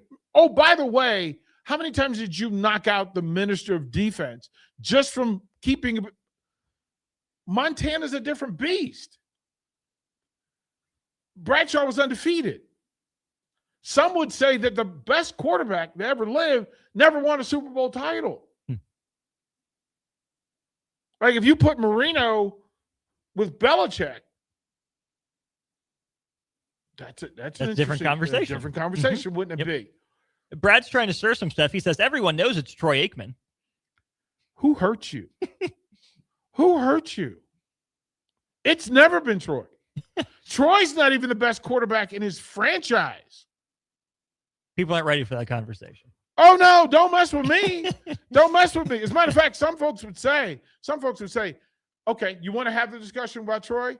Tell me if Dak Prescott had Emmett and Michael Irvin and Jay Novacek and the best offensive line, not named the Hogs, how many Super Bowl rings would he have? More than 0 so far. There we go, sir. Pete Ferguson says preach. There you go, sir. Brad says you ain't ready for Emmett being the GOAT talk. Because he's not. He's not. And listen to me. I'm the wrong person to have these GOAT conversations with. First of all, there's one GOAT at tailback. There's one. James Brown, not the singer, the running back. Jim Brown was the best and the best football player. 0159, says Romo is better than Prescott. Not true. No, not true. Romo's not better than Don Meredith. I said what I said. Romo's not better than Rice is third. Well, I think this is just best quarterback of all time debate, if not greatest player of all time but debate. Mahomes, Brady Mahomes, but some would say that's the GOAT conversation. And I'd love Patrick Mahomes. He's not there yet. No. Ali versus Tyson, is that the boxing? No. Every white person in America tell you it's Ali versus Rocky Marciano. That's why it's iconic and it's been a movie. Every time we talk about Ali, you bring up Marciano. Marciano. Undefeated heavyweight. Bad era of boxing. But undefeated heavyweight is undefeated heavyweight. Some people would say that the Marciano Lewis conversation is a greater conversation because Joe Louis knocked out a lot of Hall of Fame fighters. Like Joe Louis beat everybody. Like take it. Look, listen. He was a can man. He beat the Nazis. Right. Like, he beat And the that ain't Nazis. nothing. That's he not beat nothing. the Nazis. Like, he shut the Nazis down. That's something. Like, Thank you, Joe. he shot the Nazis down. Like, they went over there and he was like, "Hey, Max, come take this whooping." Bam. Oh, you're right. Like, it's there. So yeah, no. Messi, Ronaldo. I think there's a 4-letter name in that conversation. How do you listen? Before you get to Messi and Ronaldo, you've got to get to Franz Beckenbauer. I mean, well, there's a name. You got to get to Beckenbauer, and there's a whole era of 70s soccer players, again, who did it with boots and a leather ball. Pele's the GOAT. Stop. You can talk all the other stuff. He won 4 World Cups. Mm-hmm. Sir, that's just rude. Number 5, GOAT debate, Gretzky versus our friend of the program, Rocky Russo's pick, Mario Lemieux. Who hurt you? Who hurt you? Do you not know that the GOAT is still playing? He's still playing. Who's the guy? Who's the one guy who can say, I took Gretzky's record? OV. He said it out loud. Said it out loud. And listen, you can go back to Orr. You can go back to Esposito. You can go back to the Mahavlovich brothers, who dominated the NHL like nobody's business when there were no scrubs in the league, right? Right? But again, I'm old school. Gorilla Bear says Nathan McKinnon is better than Alex Ovechkin. Oh, you have bumped your head. You have bumped your head. You have bumped your – in the game where you're the target.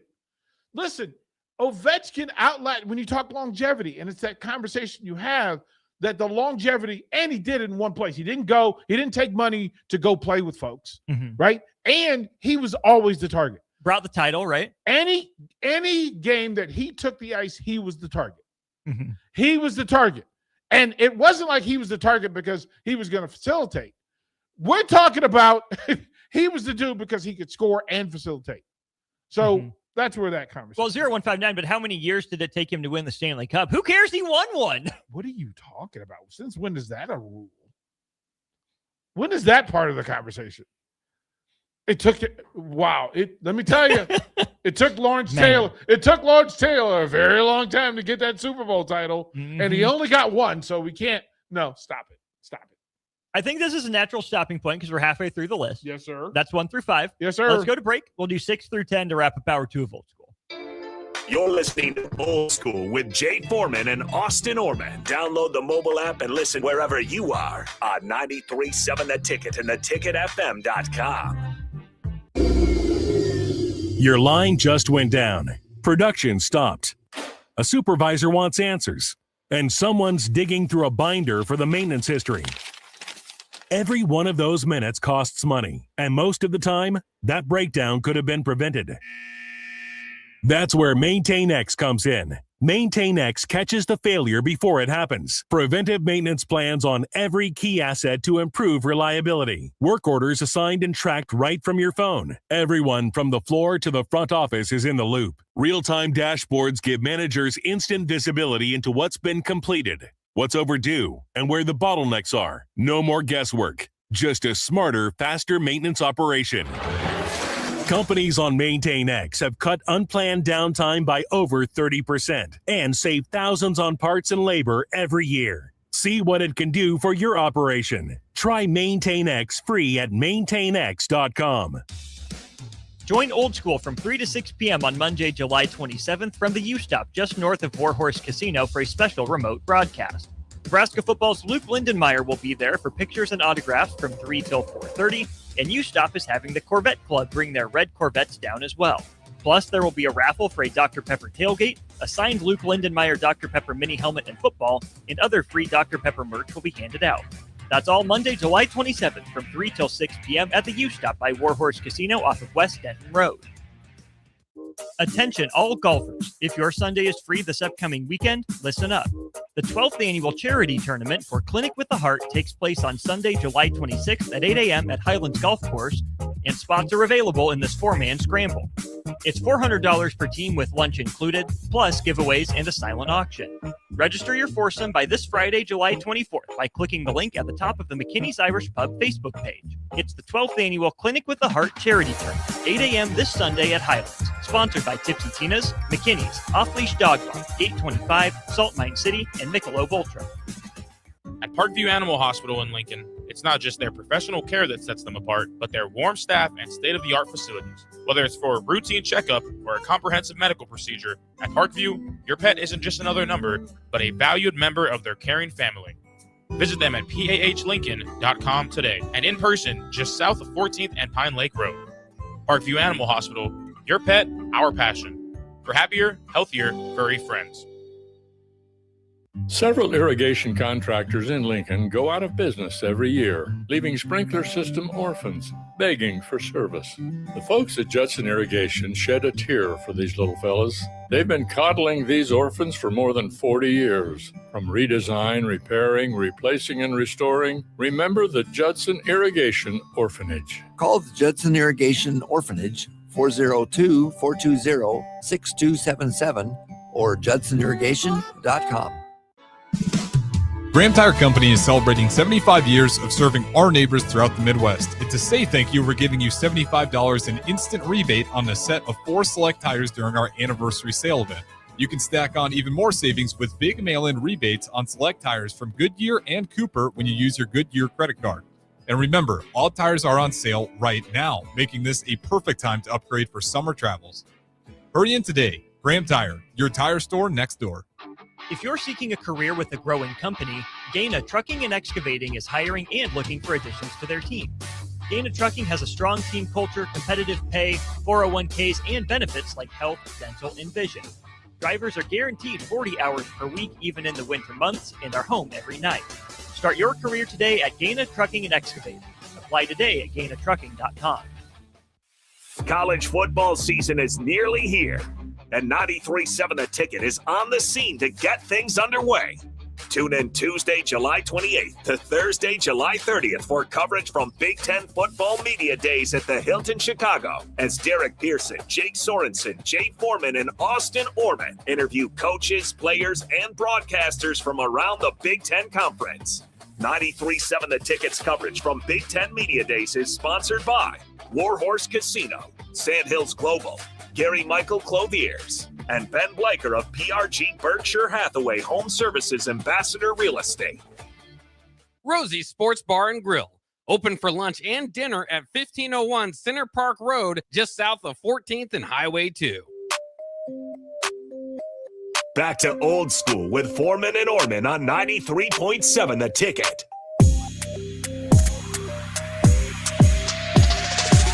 Rolling right along through old school, wrapping up hour 2 of the show. Austin Norman, DP here, making some people mad or educating you, depending on your mindset. Can I go through the first 5? It is your station, and please. Give actual goats. Yes. Okay. NBA. So NBA goats, to me, it's Bill Russell. Won 11 titles, changed the way the game is still defended, and then won it as a coach. People forget. Okay. That's where, because Will, love you. You didn't do that. Jordan, you didn't do that. Okay, fine. NFL quarterback.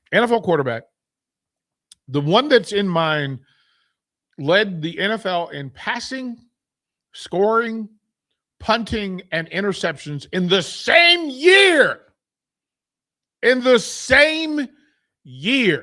And one of the cool nicknames ever, Slinging Sammy Ball. Boxer. His name is Jack Johnson. There's a name. They tried to kill that man. That's how good he was.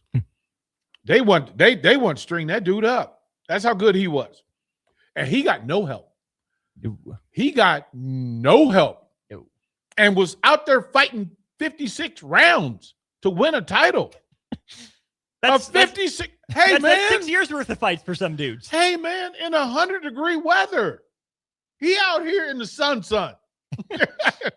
Right? So there's that for me. Soccer. Again, in full clarity, it's Pele. And it's not close. Again, iconic makes it to movies. Again, 6 minutes. It's what happens in that 6 minutes. That was 6 minutes of Pele. That's what we're talking about. And I think you made your stance clear on number 5, best NHL player. In truth, my favorite player to watch was, in fact, Bobby Orr. My favorite player to watch was Bobby Orr. And I'm not a Bruins fan.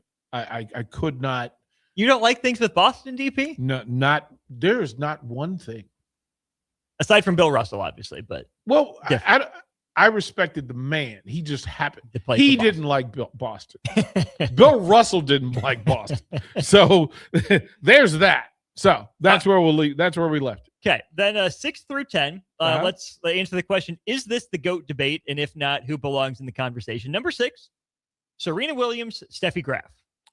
Serena and Martina would be the conversation, or Martina and Chrissy. Because if you're going to eliminate the era and say that it was a tougher era, because Chrissy had to do it against Billie Jean, Margaret Court, Von Goolagong Carly, or Virginia Wade, like she had to do it against some beasts. But Martina did it against Chrissy. Chrissy beat the earlier legends. Martina beat Chrissy, and the game never evolved. It lockstep. There was a coming. Monica Seles was supposed to be the one that came in and got it. She got stabbed in the back. Steffi Graf came along. Then you get, that run. And then Venus and Serena and that crew. So I love Steffi. I love Steffi as a person too. But to me, it's Serena Martina. Okay. And I'm okay with if you said Chrissy Martina. Roger Federer, Novak Djokovic. Okay.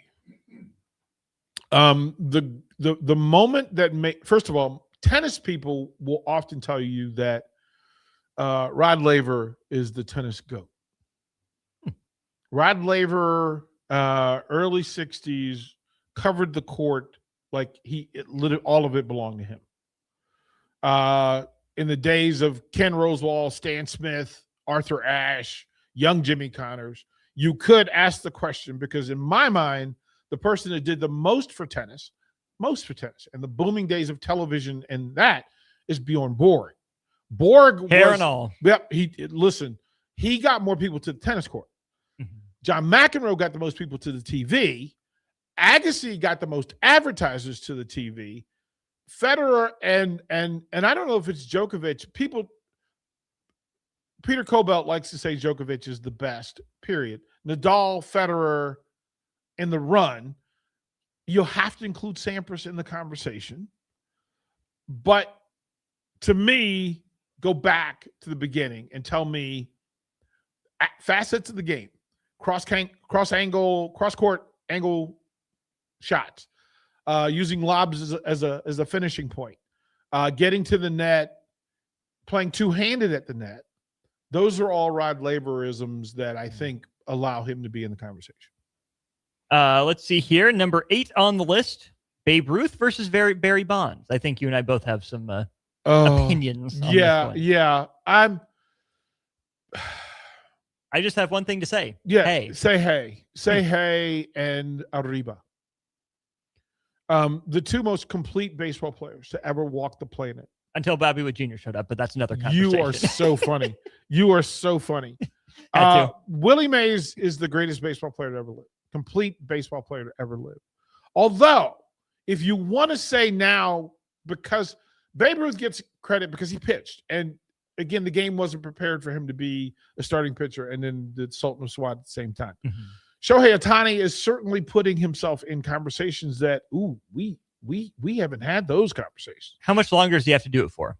Like this year. So he's that good. Okay. He's that good. I mean, he's going to be hard to explain. 50, 60 bombs and you're an all-star pitcher. Yeah. Hey, bro, leave me alone. You've done too much. Bonds is exceptional. My favorite player to watch, there's no other player, but number 21, Roberto Clemente, is my favorite player to watch play the game of baseball. Of course, with the tragedy and everything, what could have been. Right at 3,000 hits. Yeah.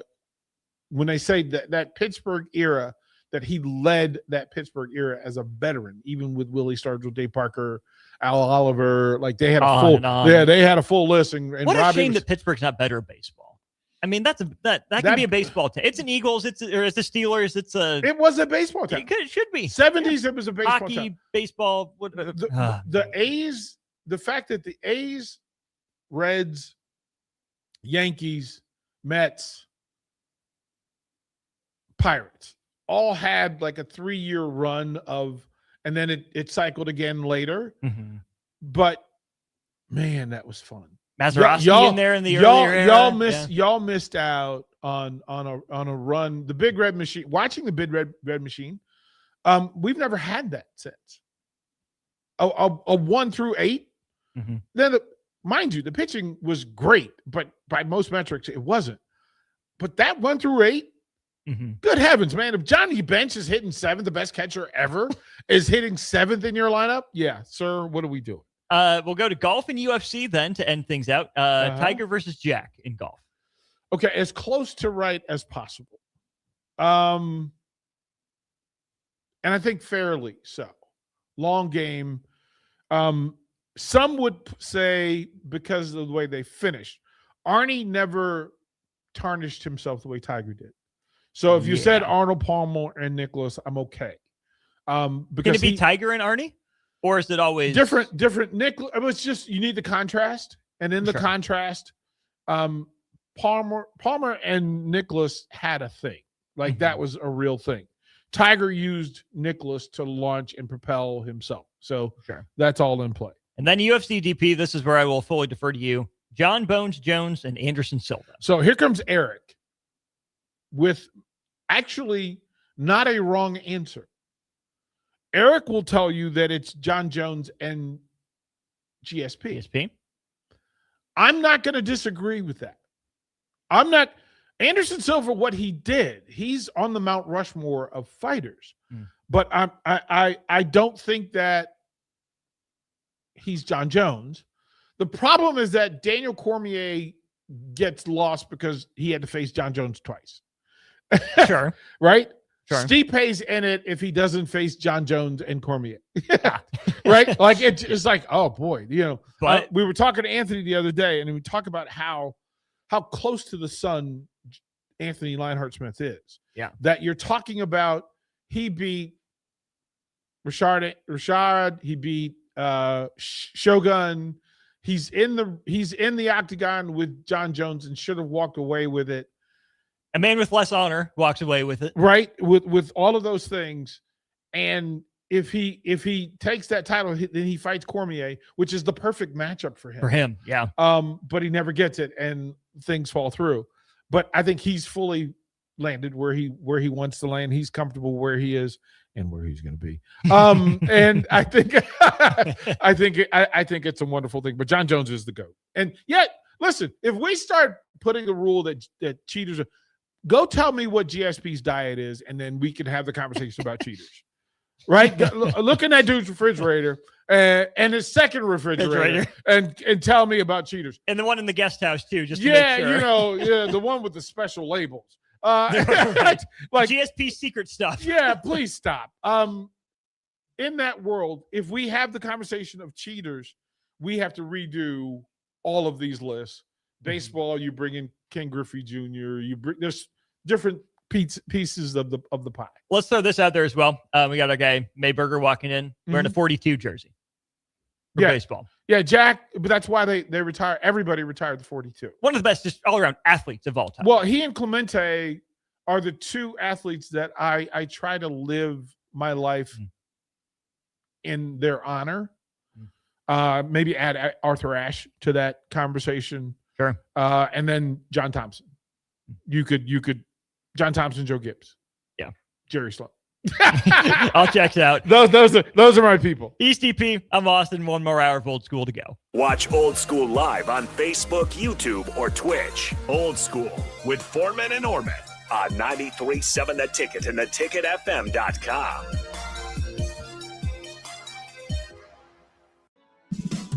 Graham Tire Company is celebrating 75 years of serving our neighbors throughout the Midwest. It's a say thank you for giving you $75 in instant rebate on a set of 4 select tires during our anniversary sale event. You can stack on even more savings with big mail-in rebates on select tires from Goodyear and Cooper when you use your Goodyear credit card. And remember, all tires are on sale right now, making this a perfect time to upgrade for summer travels. Hurry in today. Graham Tire, your tire store next door. This is Lincoln's home for sports talk on the FM dial. Also online at theticketfm.com. On the internet. KNTK FM Firth, 93.7 The Ticket. Lincoln is full of great golf courses in a state that is getting national recognition for exceptional golf. Friend Country Club is worth the drive, just 40 minutes from Lincoln and home to one of the state's most respected 9-hole courses. Enjoy their restaurant with popular items like a 14-ounce ribeye, 10-ounce sirloin, or chicken fried steak. Open Thursday through Saturday from 5:30 to 10 p.m. Expand your horizons with a trip to Friend Country Club, just 40 minutes southeast of Lincoln. It's worth a visit. When something breaks, you want someone you can trust to fix it right. Empire Repair is now open in Waverly and ready to serve our community with reliable auto repair and maintenance. From routine service to bigger repairs, our team is here to keep you on the road. Stop by Empire Repair in Waverly or call 402-786-2224 to schedule your service today. Empire Repair, proud to serve Waverly. Big value and big flavor meet at Wings and Rings thanks to the all-new delicious Duo Combo. This is the one you've been waiting for. Get one half-sized appetizer and 2 entrees with a side for only $19.99. Bring a friend for the best deal in town on any day of the week, during game time, or whenever the heck you want. Their made-to-order wings and chicken sandwiches are waiting for you at their 68th and O and 40th and Old Cheney locations. Stop by Wings and Rings and celebrate every day with the best meal deal in town. The crack of the bat. Sizzling concessions. Yeah, that's the sound of summer at Haymarket Park. It's been that way for 25 seasons. And in this city, it's not a matter of if you'll catch a game, it's how many. Safe. That's because there's always something in play for Salt Dogs fans. From saluting our troops to Friday night fireworks, your local tradition plays on. Let's show summer how Lincoln celebrates 25 seasons. Get your tickets at saltdogs.com.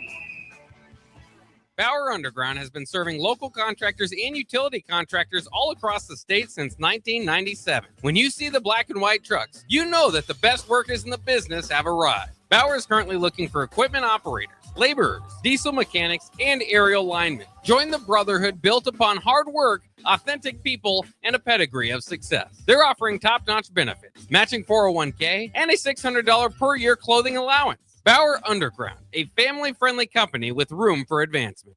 Big box stores are tempting for buying equipment for your high schooler in sports or for yourself in your sports leisures. But buying new is awfully expensive. Why not go somewhere with new and used options? Played Against Sports has quality, slightly to gently used equipment, and 50% of their inventory is actually new equipment. It's more than baseball, softball, and golf. They also have equipment for disc golf, fitness, hockey, and more. Plus, they're always buying products. Bring your gear that you're done with and get trade money on the spot. Play it Against Sports at 48th and Vine.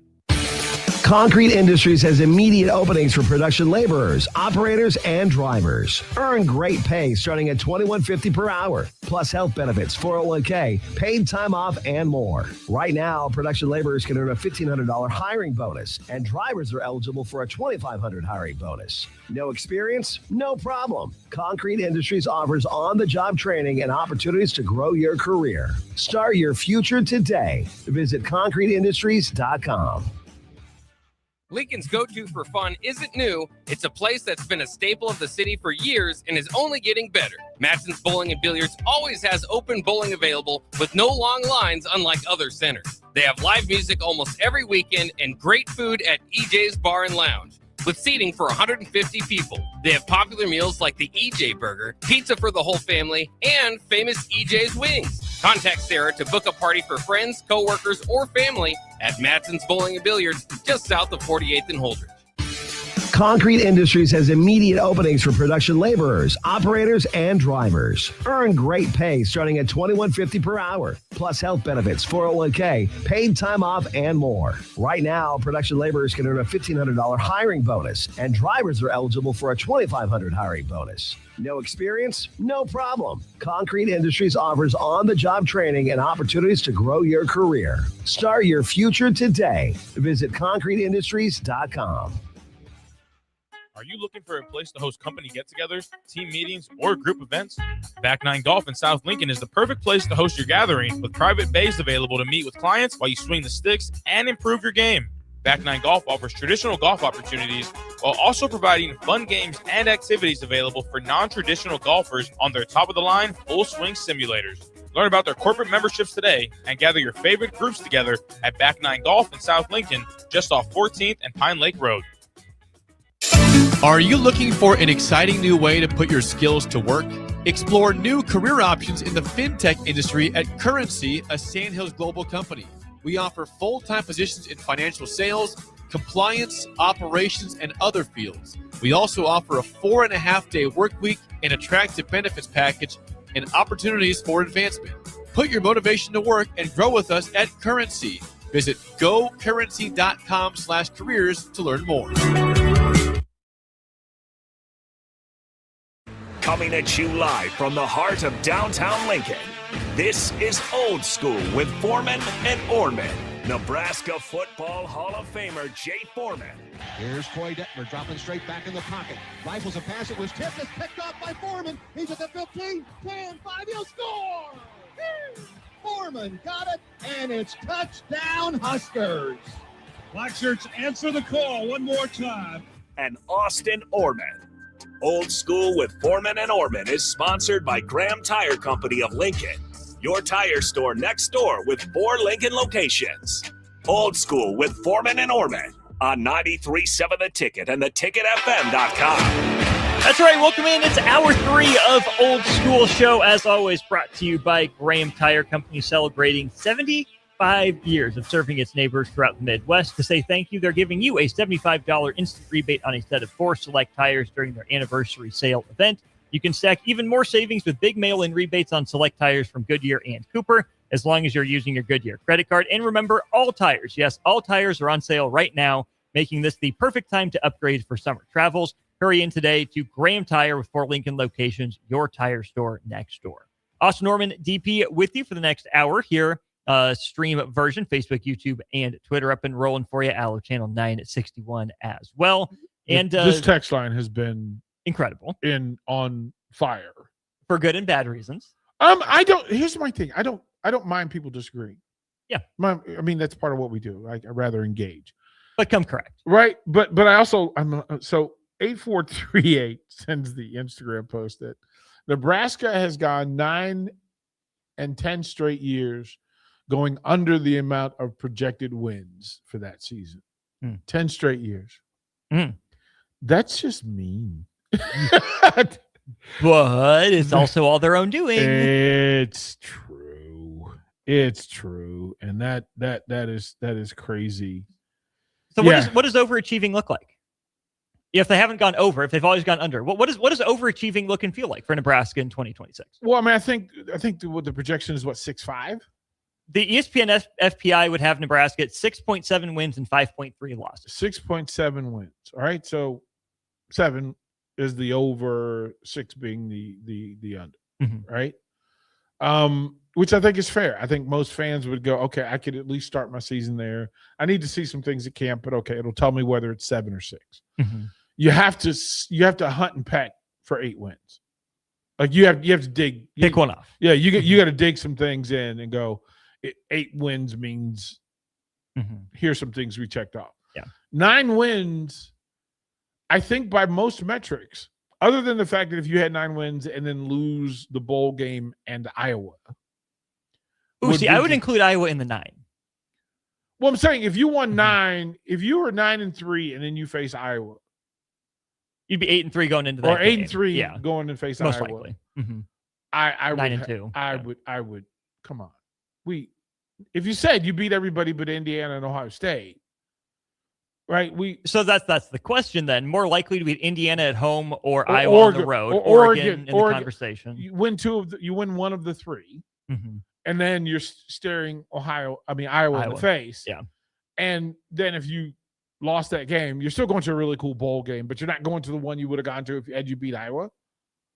You're gonna lose a million. Well, if you beat Iowa, it let's say you're 9-2 going in, you beat Iowa, you're headed to someone else's campus probably. Yeah, you're going to. Well, I would think that the NCAA finds a way, or college football playoff system finds a way to bring folks to Lincoln, Nebraska, at 10 wins. Ooh, okay. So in this scenario, at 10 wins, 10-2, but losses to 2 of the 3 of Indiana, Oregon, and Ohio State. Those 2 are in a bye. If that's what we're talking about, and they haven't lost to anybody else, those 2 teams are in a bye. They're a 1-3 seed. I still think Nebraska ends up at number 10 in that situation. I'd be okay with it, but I just have a sneaky suspicion that they would say power of schedule, prominent wins, all the things. There's certainly a case. Oh, absolutely. Right? That if at all possible, and of course there's the other side of it, is that there is a bowl game somewhere that would absolutely resort to subterfuge to get Nebraska to get a 9-3 or 10-2 Nebraska fan base coming to their town to spend money. Mm-hmm. Oh yeah, we're all in, and I think you win either way. Mm-hmm. You win either way.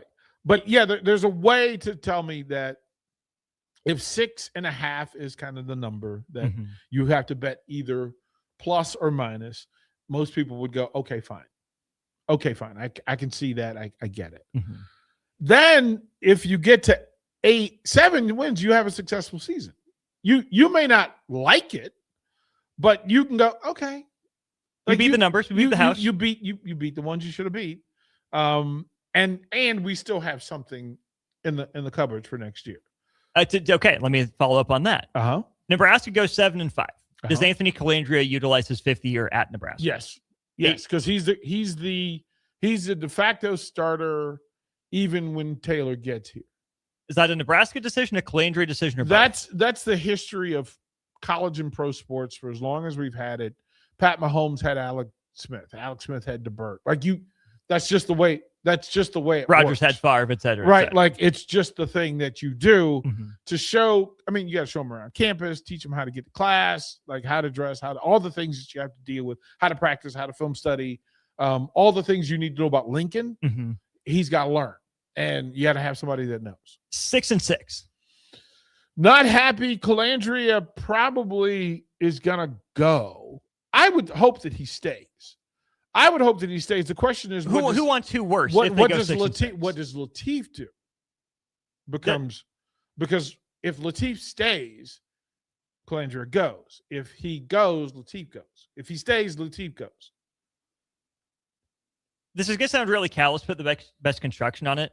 Do we think Nebraska cares what TJ Latif does with Trey Taylor? They better. In? I agree. They better.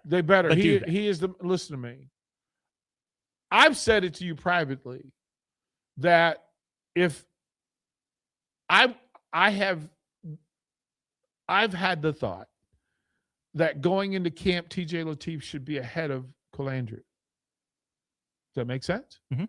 For reasons that you can get into if you want to, but I can see where you're coming from. Right. Knowing you and how you think. He is a leader on campus. He's a leader in the dorm. He's a leader in film study. He knows some things that Calandria has yet to experience. And that has value. Now, Calandria can beat him out, but I'm going to make him beat him out. I'm not going to give it to him. Yeah. You got to beat him out. So that's where I stand with that. At 6-6, who wants who more? Does Calandria want to stay at Nebraska more, or does Nebraska want Calandria back more? I would say 50-50 ball, because somebody is going to pay a Big Ten starting quarterback money to go. Will they pay what Nebraska will pay? Because I have a sneaky suspicion that Nebraska's money will be occupied. So there may not be any extra money for Mr. Calandria next year, especially if he's not the starter. If he's not the presumed starter, if I guess the question would be, if they win 8 games, does he come back? Because he has value now, a greater value. Yeah, you want him to stay at 8 wins because, hey man, get us to 10. Their best season in a decade. Get us to 10. Hey, you're a hero. We'll give you a parade, man. All the stakes you want. But I think that's, again, the progression of it. It depends on what the accumulation of the season is. There's a path to all of these things happening in the good form or not so good form. So are you saying 8 or more? Is there a 50% chance Calandria is back if Nebraska wins 8 or more games? If they win 8 or more games, you're the king of Nebraska. Come on back, bro. What are you doing? That's where I think 8 or 9 is like the danger zone, because I think at 7 he can say, oh yeah, this was better than where I was. I'm getting paid more. I can come back. We can achieve more. No, 9, he better not leave. Well, if it's 10 plus, I'm thinking, hey, we can make a run to the playoff next year if we didn't already. 8 or 9 makes me think, there might be some pretty high-priced suitors that said, oh, you led that Nebraska team to 8 or 9. Let us take you for your 5th year, 1 year, shoot the moon deal. No, 10 wins, it's a different conversation. It's an NFL conversation. It's an NFL. If Who's leads, Calandry in the NFL? if he leads, is he budget Kyler? Malik Willis? Malik's bigger, isn't he? Yeah, but is he budget Kyler? Well, but we know that him and Baker, we know what we're getting. We know that there's room for that. As a matter of fact, if you're Tampa, don't you call? If he wins 10 games with this Nebraska team, right? Say what you say. Yeah. Like you're not going to go, okay, this is like he was a game manager. No. He made some plays. You're not managing this team. He 10 made wins. some plays. Yeah. He made some plays. So then that's the conversation, and it's literally the same. This is how I know it's fair. It's literally the same conversation we would have if we were talking about Dylan Rayola. If Adrian Martinez had stayed and then won 10 games here at Nebraska, we would have had the same conversation in that final year. Sure. So that's a fair statement that if with the number of wins in play, there's a thing that happens is you flip it. And at 9 and 10 wins, his value outside the building goes way up. Way up. Right. Ooh. But remember, you've already committed money to the next year. You've already committed money. You ain't getting out of that money. And you're not going to burn it because at best case, you get Calandry for another year. And that's it. You got that. You got this other dude for 4 years. Hey, man. Like, that's the promise. And you don't want to put too much on him in year one. So the best way to not put too much on him is to have Calandry lead with some wins under his belt and some success. So there's a whole lot of good behind it. There's a whole lot of good behind it. There's a path to it being whatever you want it to be. There's also a path for it going terribly wrong. Right. And that's where, I need to make sure I work through this correctly in terms of saying what I want to say. Best case scenario for any team ever is win all your games. Always. Okay. But I mean, that's no doubt, right? Rings, championships, win the game in front of you, obviously. If you don't think that Nebraska is a college football playoff team in the 2026 season, again, that's the big caveat here. So it's not best case. Right. But if you're taking a longer term view, few year view, the next best case scenario for Nebraska is what? 7 or 8 wins, keep Calandria, run it back. Is 6 wins, make a bowl, part ways, start the future now with Taylor/Lateef. What's the next best, barring Indiana 2.0 run from Nebraska? I don't know, because here's the thing.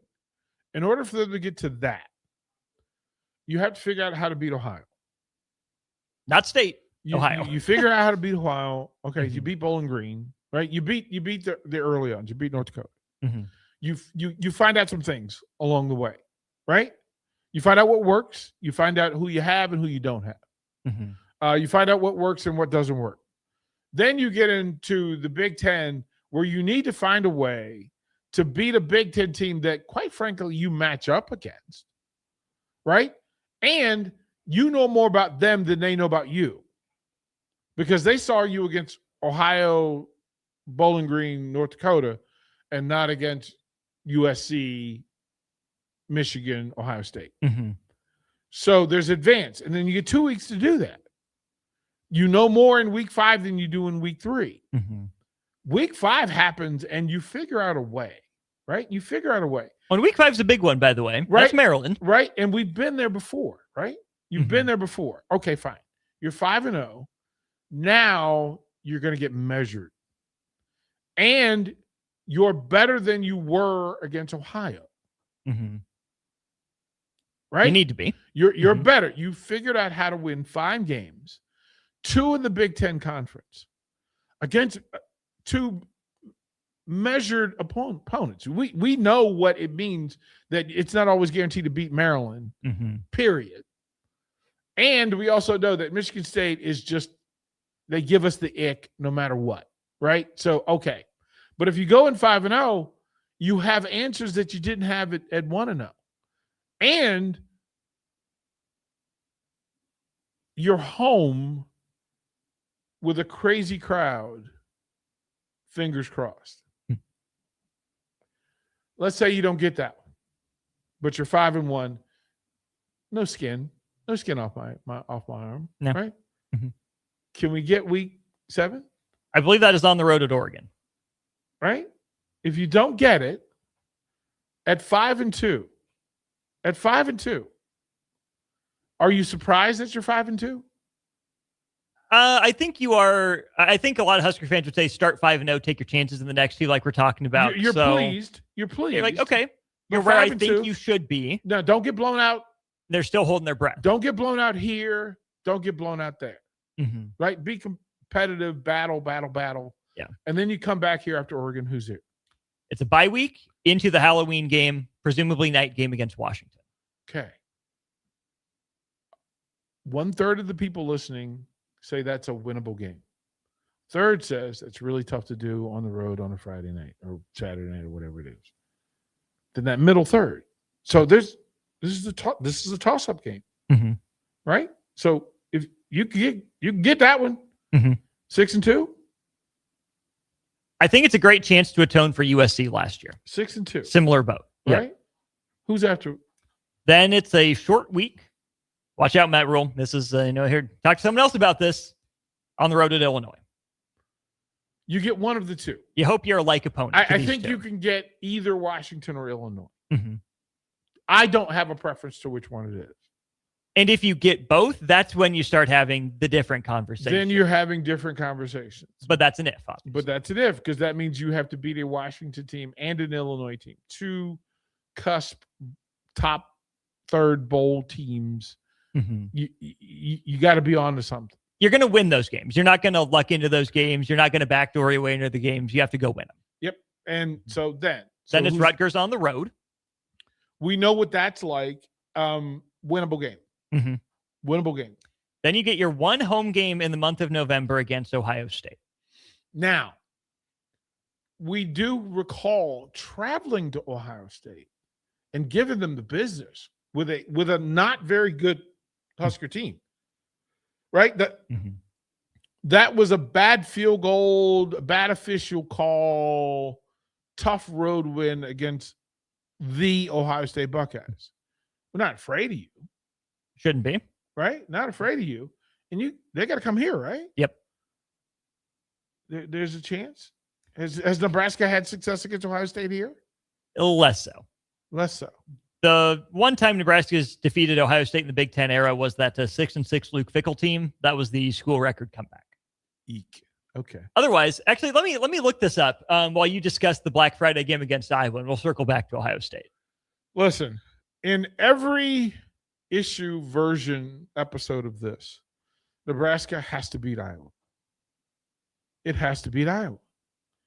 To feel good about itself, it has to beat Iowa. To bounce itself forward and up, it has to beat Iowa. To measure itself properly, it has to beat Iowa. Whatever happened before then, you have to beat Iowa. Agreed. Okay, so the games in Lincoln, the school record comeback, 2011, Nebraska's first year in the Big Ten, 34-27, Nebraska. Okay. We'll leave out the games in Columbus, just focusing on the games in Lincoln here. Yes, please. The next game in Lincoln went from 2011 till 2017. You got quadrupled, 56-14 Buckeyes. That was in 2017. In 2019 in Lincoln, it was 48-7, Ohio State over Nebraska. In 2021 was the closest call, 26-17 Ohio State. So more likely and more important, Illinois, Washington. If you said that Indiana, Oregon, Ohio State were the most difficult three to win, the next three are a bunch. It's a bunch, and it's Iowa, Washington, Illinois. Mm-hmm. And that middle three is going to determine how this season goes. Yeah. If it goes well. Mm-hmm. Listen, if it goes poorly early in the season, it's not going to matter, right? It's not going to matter. Mm-hmm. But with the belief that you can get some of the teams that you want to get, should get, trying to get, then those middle three. And it's really a one game at a time. I hate to say it any simpler than that, but they got to figure out how to get Calandria to beat Ohio.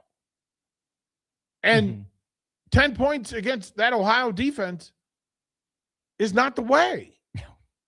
It is not the way. No.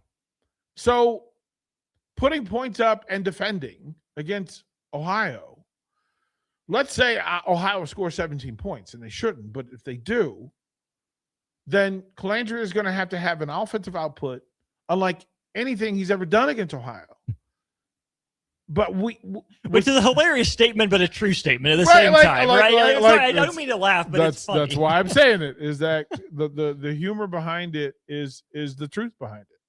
Mm-hmm. So then what do you do? And what do you want to do from that? What does it look like for Nebraska? Yeah. Colandrea, the offensive line. We don't know the personality profile of this offense or defense currently. Mm-hmm. We don't know. Is this a run-first offense? Don't know.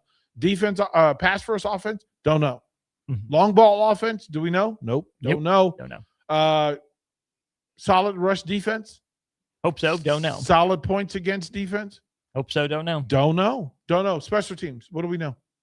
That we don't know. Don't know. Let's go ahead and go to break here. I think October and November are worth digging into game by game, because if you tell me that, especially November, if you tell me Nebraska's 2-2, I don't know if I'm going to think about 2-2. If you tell me Nebraska's 2-2 in October, well, how'd you get there? What does that make me feel about the rest of it? Let's go ahead and go to break. 4-0. There's the spirit. Yeah. Let's keep that energy rolling as we continue old school. Hey, Husker Nation, this is Todd Euler, two-time national champion with Window World Lincoln. Are you ready to transform your home? We offer exceptional replacement windows, doors, siding, and roofing that will elevate your home's curb appeal and value. As a nationally known, locally owned business, we treat you like family and work tirelessly to deliver the best for less. Don't wait to give your home the upgrade it deserves. Contact Window World Lincoln today at 464-7313 or check out windowworldlincoln.com. Let's make your home the talk of the neighborhood. At Anderson Ford, we offer a 5-day return or exchange policy, so you can make sure the vehicle you choose is the best vehicle for you. No pressure. Right now, lease a 2026 Ford F-150 for $198 per month for 36 months. Experience better at Anderson Ford. Stock number 1008623, $198 per month lease for 36 months with approved credit, 7,500 miles per year, 14,000 to signing. No security deposit required. Tax, title, and license fees extra. Residency restrictions apply. Program subject to change. Must take new retail delivery from Anderson Auto Group by 7/6/26. Rick Heyman here from Starter Heyman Jewelers. I want to personally thank our great customers for voting us once again the best of Lincoln. At the same time, we're celebrating our 120th year in business in the great state of Nebraska. You can count on Starter Heyman for the very best quality, value, and customer service. When it comes to your jewelry needs, visit us at South Point, Grand Island, and the Outlet in downtown Lincoln. Visit us today at starterheyman.com, and thank you for your continued trust after all these years. Hey there, this is Paul Scheel, owner of High Electric. I want to thank our friends and loyal customers and introduce High Electric to those looking for a new electrician. We've been serving the Lincoln and Omaha area for over 30 years, from design to install, upgrades, and repair. If you are a homeowner or a small business needing some electrical work, call us at 402-466-6606 or check us out at hyelectric.com. We look forward to hearing from you. If you become ill or injured at work and need an experienced attorney, call Liberty Law Group. The attorneys at Liberty Law Group will defend you in court, protect your rights and freedom to get you the best possible results for your case and the justice you deserve. Trust your rights and freedom to Liberty Law Group, attorneys serving Nebraska and Iowa. Call them today at 877-404-5238. That's 877-404-5238. Or check them out online at libertylawgroup.com. If one of the things running through your mind as a business owner is the recurring worry of possible cyber attacks, you can let out a sigh of relief. Hamilton Business Technologies has you covered. As the official business IT partner of the Huskers, we offer real-time threat monitoring, advanced security protocols, and more to keep your data safe from harm. We care about the success of Nebraska businesses and communities like yours. Learn how we can help you at hamiltonisbusiness.com. Hi, Kendall Warnock here, owner of A1 Automotive. If you own a BMW, Audi, Volkswagen, or Mini, you know specialized service matters. Our team uses advanced diagnostic equipment, OE equipment, including factory-level software, to accurately diagnose and repair your vehicle. Dealer-level capabilities with hometown service. A1 Automotive, 1117 L Street. You can call us 402-477-4660. At Parkview Animal Hospital in Lincoln, it's not just their professional care that sets them apart, but their warm staff and state-of-the-art facilities. Whether it's for a routine checkup or a comprehensive medical procedure, at Parkview, your pet isn't just another number, but a valued member of their caring family. Visit them at pahlincoln.com today and in person just south of 14th and Pine Lake Road. Parkview Animal Hospital, your pet, our passion. For happier, healthier, furry friends. If you want to make new floor shopping easier, come to O Street Carpet. Hi, I'm Steve Carper. Our flooring professionals can help you choose the best flooring for you, your family, and your budget. We eliminate the confusion. Even better, you'll be enjoying your new flooring much sooner. No 6 or 8 week waits. We'll install right away and save you money on installation. Floor shopping made easy every day at O Street Carpet. O Street Carpet. 1732 O Street. Family owned and operated. Always the best value. Back to old school with Foreman and Orman on 93.7 The Ticket and theticketfm.com. That's right. It is Old School, brought to you by Graham Tire. Remember their anniversary sale going on now. All tires on sale. Check it out. Any of your 4 Lincoln locations and across the Midwest. Graham Tire, your tire store next door. Austin Norman, DP, with you. Another half an hour left here on Old School. As we go through the Nebraska football schedule a little bit, DP, trying to figure out what overachieving might mean for Nebraska football. Let's just say Nebraska does what its fans want it to. And goes 4-0 in the month of September. Off to the start that fans imagine. Based on the parameters that we laid out, 7 would be, exceeding the numbers expectations, but certainly 8 would be, something to shoot for and say, hey, yep, Nebraska had a better season than many were projecting or prognosticating. If they're 4-0, that means, are you going 4-0 in October? Does that mean 0-4 in November? Does that mean 3-1 in October and 1-3 in November? Is it 2-2? In both months? Is it an underwhelming October that's 1-3 and the team gets things figured out by going 3-1 in November? All those combinations lead me back to, man, maybe Nebraska left something on the table if 8-4 is the number. Because let's say Nebraska, beats Maryland, loses to Indiana and Oregon, beats Washington. That sounds fair. That sounds reasonable. Does it not? Mm-hmm. Okay.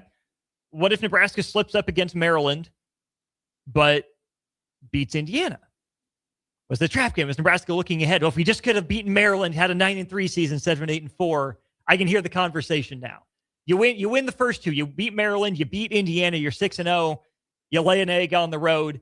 You come out of the bye week, you lay an egg as well. Oh, it could have been. What if a 3-1 month could have been? I can hear that conversation now. Hey, whatever you got to do to get to 8 from 7, do it. Care how you get there. I don't care. Go listen. You can lose the first 4, win the last 8. I'm good. Hey man, shoulda, woulda, coulda. I can't worry about the first 4. Win 8 games, and then so next year we can ask for 9. Right, and the following year ask for 10. Right, at some point, we can reset the standard, and you have to. If we say do it gradually, okay, cool. It's not necessary everywhere. Kurt Signetti didn't need year. He took a 3-9 Hoosier team and made it. Went straight to 10-2. Yeah. So that's what it is. He got 2 seasons. He's kicked tail both seasons. Yeah. So there's a way, and quite frankly, all the lies that we've told about the amount of money you have to spend and the top tier star, 5-star talent you need to know, all those things. No, those don't exist. There is a way for you to win football games in the Big Ten Conference and in the National Conference playoffs. Mm-hmm. As in Indiana. And listen, the moment you tell me show me Indiana did it, everybody can do it. Everybody has the same chance, right? All power 4. It doesn't need to come with trade-offs. No. And yet, let me ask you. Yep. Would you trade a loss to Maryland for a win over Indiana? Yes. Would you trade a loss to Rutgers for a win over Ohio State? Yes. Yes, I would. All the yeses. All the yeses to get wins against Indiana and Ohio State and Illinois and Oregon. Yeah, I would take you losing to Rutgers if you beat Oregon. Go to Rutgers and lose. Beat Oregon. Beat Indiana here in Lincoln. Beat Ohio State here in Lincoln. You imagine what this O Street is going to look like outside this studio? We'll see things you've never seen before. Oh man. And we've seen a lot. You've seen more than I have, but we've seen a lot. Right. Like, so, I mean, I think that's the path, though. Win all of your home games. Whew. Well, I mean, that'd be big. That'd be big. But isn't that what Husker fans deserve? Also, what they deserve. I don't think they're going to get it, even if it's what they deserve. Well, who are those wins? That would be at home. Your 3 non-cons: Ohio, Bowling Green, North Dakota. Yep. In the Big Ten, it would be Maryland, Indiana, Washington, Ohio State. Okay. Well, good with that. Right, if it happens. I'd call that a successful year. Winning all your home games is somewhere on the list of coaching pyramids that win all your home games. Mm-hmm. If you're a good program, you're not worried about who's coming into your crib. Y'all coming here taking a whooping. Mm-hmm. That's the old thinking. It's not I'm stuck in here with you. It's you're stuck in here with me. Right. Mm-hmm. Like, if you see me at my crib fighting a bear, pray for the bear. That's right.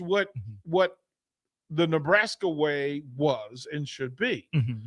And I think in building the culture and trying to identify this, that listen, if you bring fear to either Ohio State and Indiana at your crib, you're giving the gift that keeps giving. You're giving Ohio State fans all the joy. You're giving Nebraska fans a reason to go, oh, I remember that. You imagine these restaurants and bars? They've been dreaming of this day for a decade. Amen. Dreaming of it. Amen. Let me ask you the same question then that I asked Jay, and you can tell me it's not the right question or the wrong framing. Take it how you want. But which is a bigger deal for Nebraska's 2026 season? A win over a top 25 team or having a first-round NFL draft pick? Oh, definitely beating a top 20 team. A team goal versus an individual goal. Team goal will lead to the draft. You'll get more players drafted by achieving the team goal. Mm-hmm. You'll get more into the program with that. You have a pretty good draft pick in Emmett. Emmett did some of that thing. What did it do for you? Emmett is really good at recruiting. Mm-hmm. But if you had knocked off one of those top 20 teams, first of all, you're not getting your head kicked in by Utah. Right. Right. Like it's a whole different deal. Mm-hmm. So I think that's the way I would lean, is winning a bigger, more meaningful game. I tend to agree. The counter I would provide is if you have a first-round NFL draft pick, they were probably that dude all season long. And your point about Emmett is a good one, but I think if you think about the likely or potential first-round picks on Nebraska's roster, you're thinking Pritchett. What does a bedrock left tackle do for you? Yeah. Winery, as a first-team potential all-conference pass rusher that you haven't had in a while, what does that do for you? If Andrew Marshall is an actual ball hawk putting up numbers, what does that do for you? I mean, the social media folks said that you have a center that is a first-round draft pick. Do you believe the social media folks? No, I do not. I don't know them. I don't know them people. Haven't seen none of them people at Memorial Stadium or at Hawks. Or if you did see them, you didn't know who they were. Amen. Yeah, amen to that. Rooting for it for the brother. But yeah, you're right. Pritchett more likely that thing. I think that Lindenmeyer would have as good a chance to jump up as a top level tight end. If Nate Borkature almost got there. That's literally the metric. That's the evidence, right? That's the evidence. Swing and miss. Boy, how did you miss that one? You missed it bad. So yeah, no, because the highly ranked player doesn't necessarily do for us what we think it would do. I would say, show me a way that you figured out a way to beat an Illinois or Washington, Ohio State, Indiana's top 5, not top 20. Top 20, you're leaning a little bit in that Washington, Illinois, Iowa. Yeah. Maybe early season Maryland, depending. No. Well, if that happens, we've drank all the Kool-Aid. We've drank all the Kool-Aid, and it gets you on the path to 5-0. But I would much rather beat a really good team than to have a really good player. I agree. I do agree. I land there, but I do think the case for the other side is if you have that dude, you know you're going to get for 12 plus games. What are the compounding effects on the rest of the roster? Well, I mean, who had a better year than Emmett? And is he a top round player? Is he a first round player? Which is a more impactful snap to snap position, left tackle or running back? Well, but edge rusher, running here's back. my thing. The question was, would I rather have a player drafted in the first round Mm-hmm. or have a team that beat top 20? I would take the team beating the top 20 because I still get to Emmett and his production. I don't. I'm not bound by that. So I'm going to take that. I cannot imagine anybody here first round. I can find a way to believing a top 20 win is in play, even though some would say less likely. But again, which one would I be willing to throw my hat on? Mm-hmm. Beating a top 20 team. Elsewhere in college football, this was somewhat tied to SEC media days. Nick Saban says that winning the national championship is no longer proof that you have the best conference, but top to bottom depth is. Uncle Nick is just mad. Uncle Nick mad. He mad. He gave you the playbook. I showed you folks how to cheat and win. Like I showed you. But the old NCAA ripped it up and they don't have my playbook anymore. I don't listen. You know what? If that were true, go on back to Alabama and help somebody win. Matter of fact, you know what? Go take over Florida. You haven't coached there yet. Take them over Right. and win them a national title. Hey man, go to Texas. Texas will pay you all the money you can accept. You think Ole Miss wanted to just promote internally? Go to Texas A&M, Uncle Nick. They will take you. And hey, go to Tennessee and help them win a title. Right? They got the money. They got the money. You and Manning in film study together at Tennessee.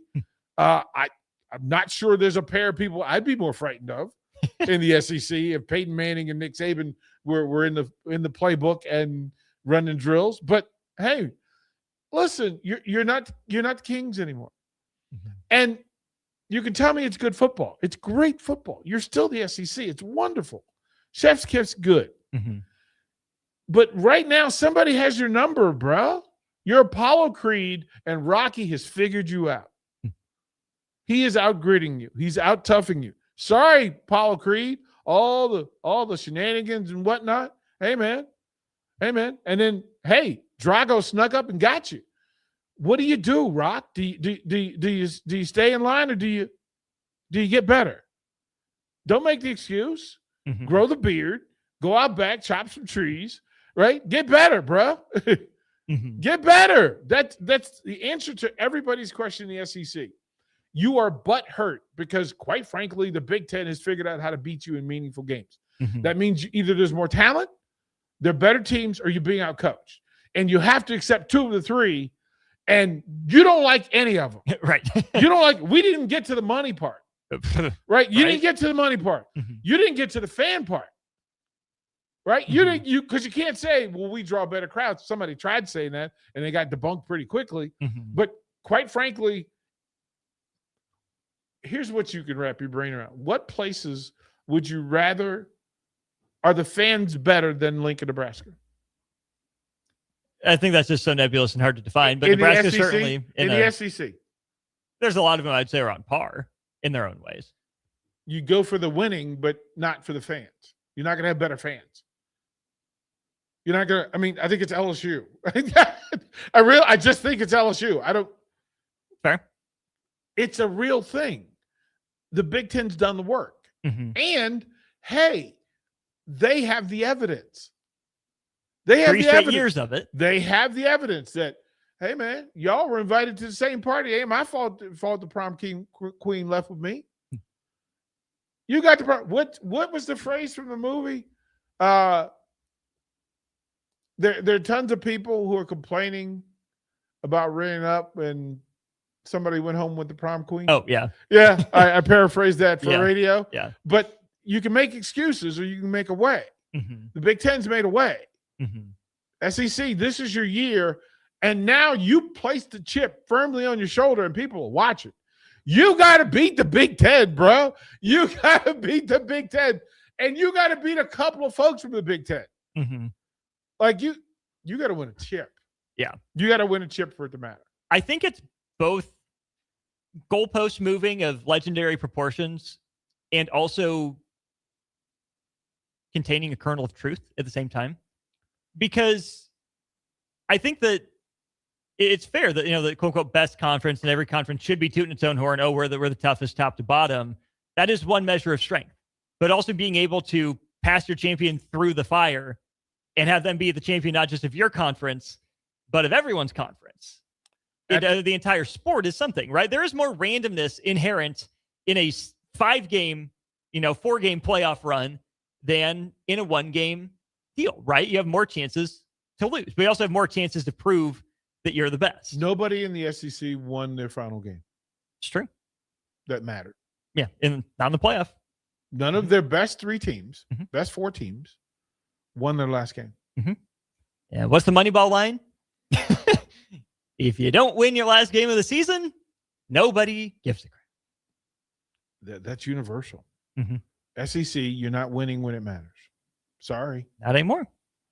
We'll go to break. We'll wrap up old school, and DP, I'll flash you back to the noon hour. I found the tweet that started the firestorm. I have my exact words, so I think we can wrap up old school with that. Sir. Lincoln is full of great golf courses in a state that is getting national recognition for exceptional golf. Front Country Club is worth the drive, just 40 minutes from Lincoln and home to one of the state's most respected 9-hole courses. Enjoy their restaurant with popular items like a 14-ounce ribeye, 10-ounce sirloin, or chicken fried steak. Open Thursday through Saturday from 5:30 to 10 p.m. Expand your horizons with a trip to Front Country Club, just 40 minutes southeast of Lincoln. It's worth a visit. When something breaks, you want someone you can trust to fix it right. Empire Repair is now open in Waverly and ready to serve our community with reliable auto repair and maintenance. From routine service to bigger repairs, our team is here to keep you on the road. Stop by Empire Repair in Waverly or call 402-786-2224 to schedule your service today. Empire Repair, proud to serve Waverly. Big value and big flavor meet at Wings and Rings thanks to the all-new delicious Duo Combo. This is the one you've been waiting for. Get 1 half-sized appetizer and 2 entrees with a side for only $19.99. Bring a friend for the best deal in town on any day of the week, during game time, or whenever the heck you want. Their made-to-order wings and chicken sandwiches are waiting for you at their 68th and O and 40th and Old Cheney locations. Stop by Wings and Rings and celebrate every day with the best meal deal in town. The crack of the bat. Sizzling concessions. Yeah, that's the sound of summer at Haymarket Park. It's been that way for 25 seasons. And in this city, it's not a matter of if you'll catch a game, it's how many. Safe. That's because there's always something in play for Salt Dogs fans. From saluting our troops to Friday night fireworks, your local tradition plays on. Let's show summer how Lincoln celebrates 25 seasons. Get your tickets at saltdogs.com. Bauer Underground has been serving local contractors and utility contractors all across the state since 1997. When you see the black and white trucks, you know that the best workers in the business have arrived. Bauer is currently looking for equipment operators, laborers, diesel mechanics, and aerial linemen. Join the brotherhood built upon hard work, authentic people, and a pedigree of success. They're offering top-notch benefits, matching 401k, and a $600 per year clothing allowance. Bauer Underground, a family-friendly company with room for advancement. Big box stores are tempting for buying equipment for your high schooler in sports or for yourself in your sports leisures. But buying new is awfully expensive. Why not go somewhere with new and used options? Played Against Sports has quality, slightly to gently used equipment, and 50% of their inventory is actually new equipment. It's more than baseball, softball, and golf. They also have equipment for disc golf, fitness, hockey, and more. Plus, they're always buying products. Bring your gear that you're done with and get trade money on the spot. Played Against Sports at 48th and Vine. Concrete Industries has immediate openings for production laborers, operators, and drivers. Earn great pay starting at $21.50 per hour, plus health benefits, 401k, paid time off, and more. Right now, production laborers can earn a $1,500 hiring bonus, and drivers are eligible for a $2,500 hiring bonus. No experience? No problem. Concrete Industries offers on-the-job training and opportunities to grow your career. Start your future today. Visit concreteindustries.com. Lincoln's go-to for fun isn't new. It's a place that's been a staple of the city for years and is only getting better. Matson's Bowling and Billiards always has open bowling available with no long lines, unlike other centers. They have live music almost every weekend and great food at EJ's Bar and Lounge, with seating for 150 people. They have popular meals like the EJ Burger, pizza for the whole family, and famous EJ's Wings. Contact Sarah to book a party for friends, coworkers, or family at Matson's Bowling and Billiards, just south of 48th and Holdridge. Concrete Industries has immediate openings for production laborers, operators, and drivers. Earn great pay starting at $21.50 per hour, plus health benefits, 401k, paid time off, and more. Right now, production laborers can earn a $1,500 hiring bonus, and drivers are eligible for a $2,500 hiring bonus. No experience? No problem. Concrete Industries offers on-the-job training and opportunities to grow your career. Start your future today. Visit concreteindustries.com. Are you looking for a place to host company get-togethers, team meetings, or group events? Back Nine Golf in South Lincoln is the perfect place to host your gathering, with private bays available to meet with clients while you swing the sticks and improve your game. Back Nine Golf offers traditional golf opportunities while also providing fun games and activities available for non-traditional golfers on their top-of-the-line full-swing simulators. Learn about their corporate memberships today and gather your favorite groups together at Back Nine Golf in South Lincoln, just off 14th and Pine Lake Road. Are you looking for an exciting new way to put your skills to work? Explore new career options in the fintech industry at Currency, a Sandhills global company. We offer full-time positions in financial sales, compliance, operations, and other fields. We also offer a 4.5-day work week, an attractive benefits package, and opportunities for advancement. Put your motivation to work and grow with us at Currency. Visit gocurrency.com/careers to learn more. Back to Old School with Foreman and Orman on 93.7 The Ticket and theticketfm.com. Well, welcome back into Old School one final time. Austin Orman, DP with you. Old School brought to you by Graham Tire. And DP, for people that might have missed the conversation over the lunchtime hour, you're talking about songs and traditions. You got to set the table for people about what we were talking about that first segment. Well, the things that you want to do and what the history was for Nebraska and kind of what tone do you want to set. I asked if you could pick a song that you would want to hear at Memorial Stadium to represent this year's Nebraska football team. But yeah, there's some things. Mm-hmm. There's some things in that discussion, which go back, check out the one-on-one podcast, wherever it is you get your podcast for the full discussion. The song "The Cornhuskers Come A-Runnin' Boys" by the Killigans was brought up by yours truly. Yes, sir. And I do have a bit of a personal vendetta against that. This would have been, gosh, how long ago? Oh, so May of last year, May of 2025. ACC Network tweeted something out. Virginia Tech fans set off the Richter scale when Metallica played Enter Sandman in Lane Stadium. Okay, we know that song is tied to that program in a lot of inexorable ways. Yes. I quote tweeted and said, realizing that Nebraska's equivalent to this would be the Killigans playing Come A-Runnin' Boys should be a depressing enough thought to make sure it never gets played through the Memorial Stadium sound system ever again. Mm-hmm. Those are actual words and letters that I typed. And I stand behind, right? You did. You did. I'm 10 toes down in that. And of course, I got the replies, no, it would be Alan Parsons' project. Someone remind me of the words to Alan Parsons' project. I get it, Enter Sandman is the intro song, but you're not singing along to the Alan Parsons project. You're just not doing it. And got all sorts of replies to it. And someone said, well, you're just wrong. Well, okay, that's number one, your opinion. Number two, the number of replies I got that agreed with me drastically outweighed the number of replies. Give those numbers, sir. Give the evidence. I didn't completely count it all up, but I ended up getting 17 retweet endorsements and one non-endorsement. The funniest one to me is the one person that quoted it on the day. Said, LOL, some of y'all just need to embrace what's going on. These are the same people who are too cool to stay the whole basketball game. Same bums who sit quietly instead of stand up and get loud. Go work on that hairline before commenting on the Killigans.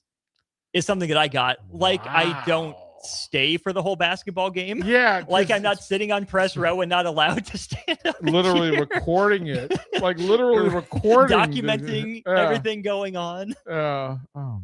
But yeah, I mean, about 350 likes or so. Swing and a miss, bro. Yeah, swing and a miss. Try again. Slappy. Yeah, is actually the name of the user. So. Yeah, I would call him something else instead of Slappy. Well, that was his his username. Oh my! And I can expand on this a little bit because I did go on.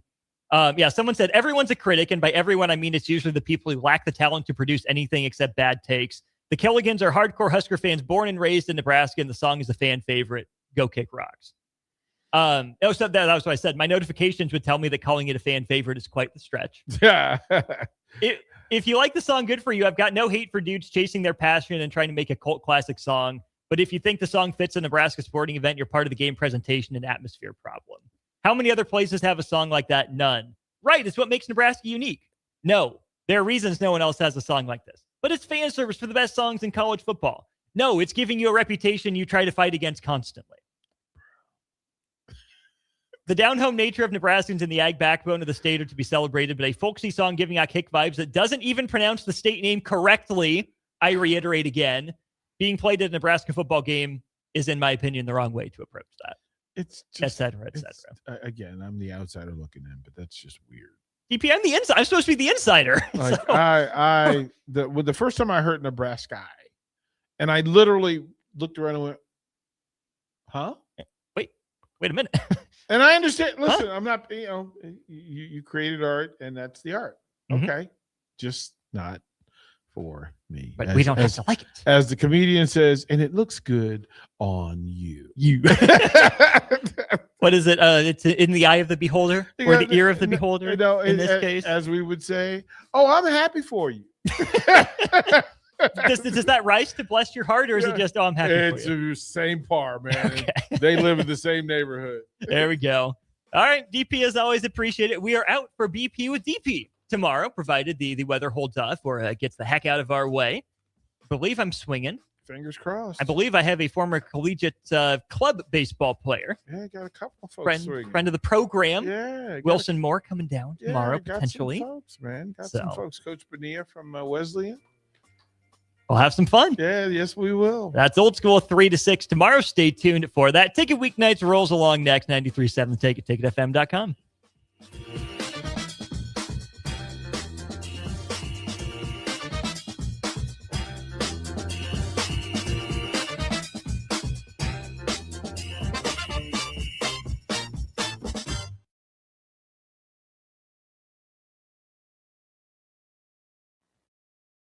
Lincoln is full of great golf courses in a state that is getting national recognition for exceptional golf. Friend Country Club is worth the drive, just 40 minutes from Lincoln and home to one of the state's most respected 9-hole courses.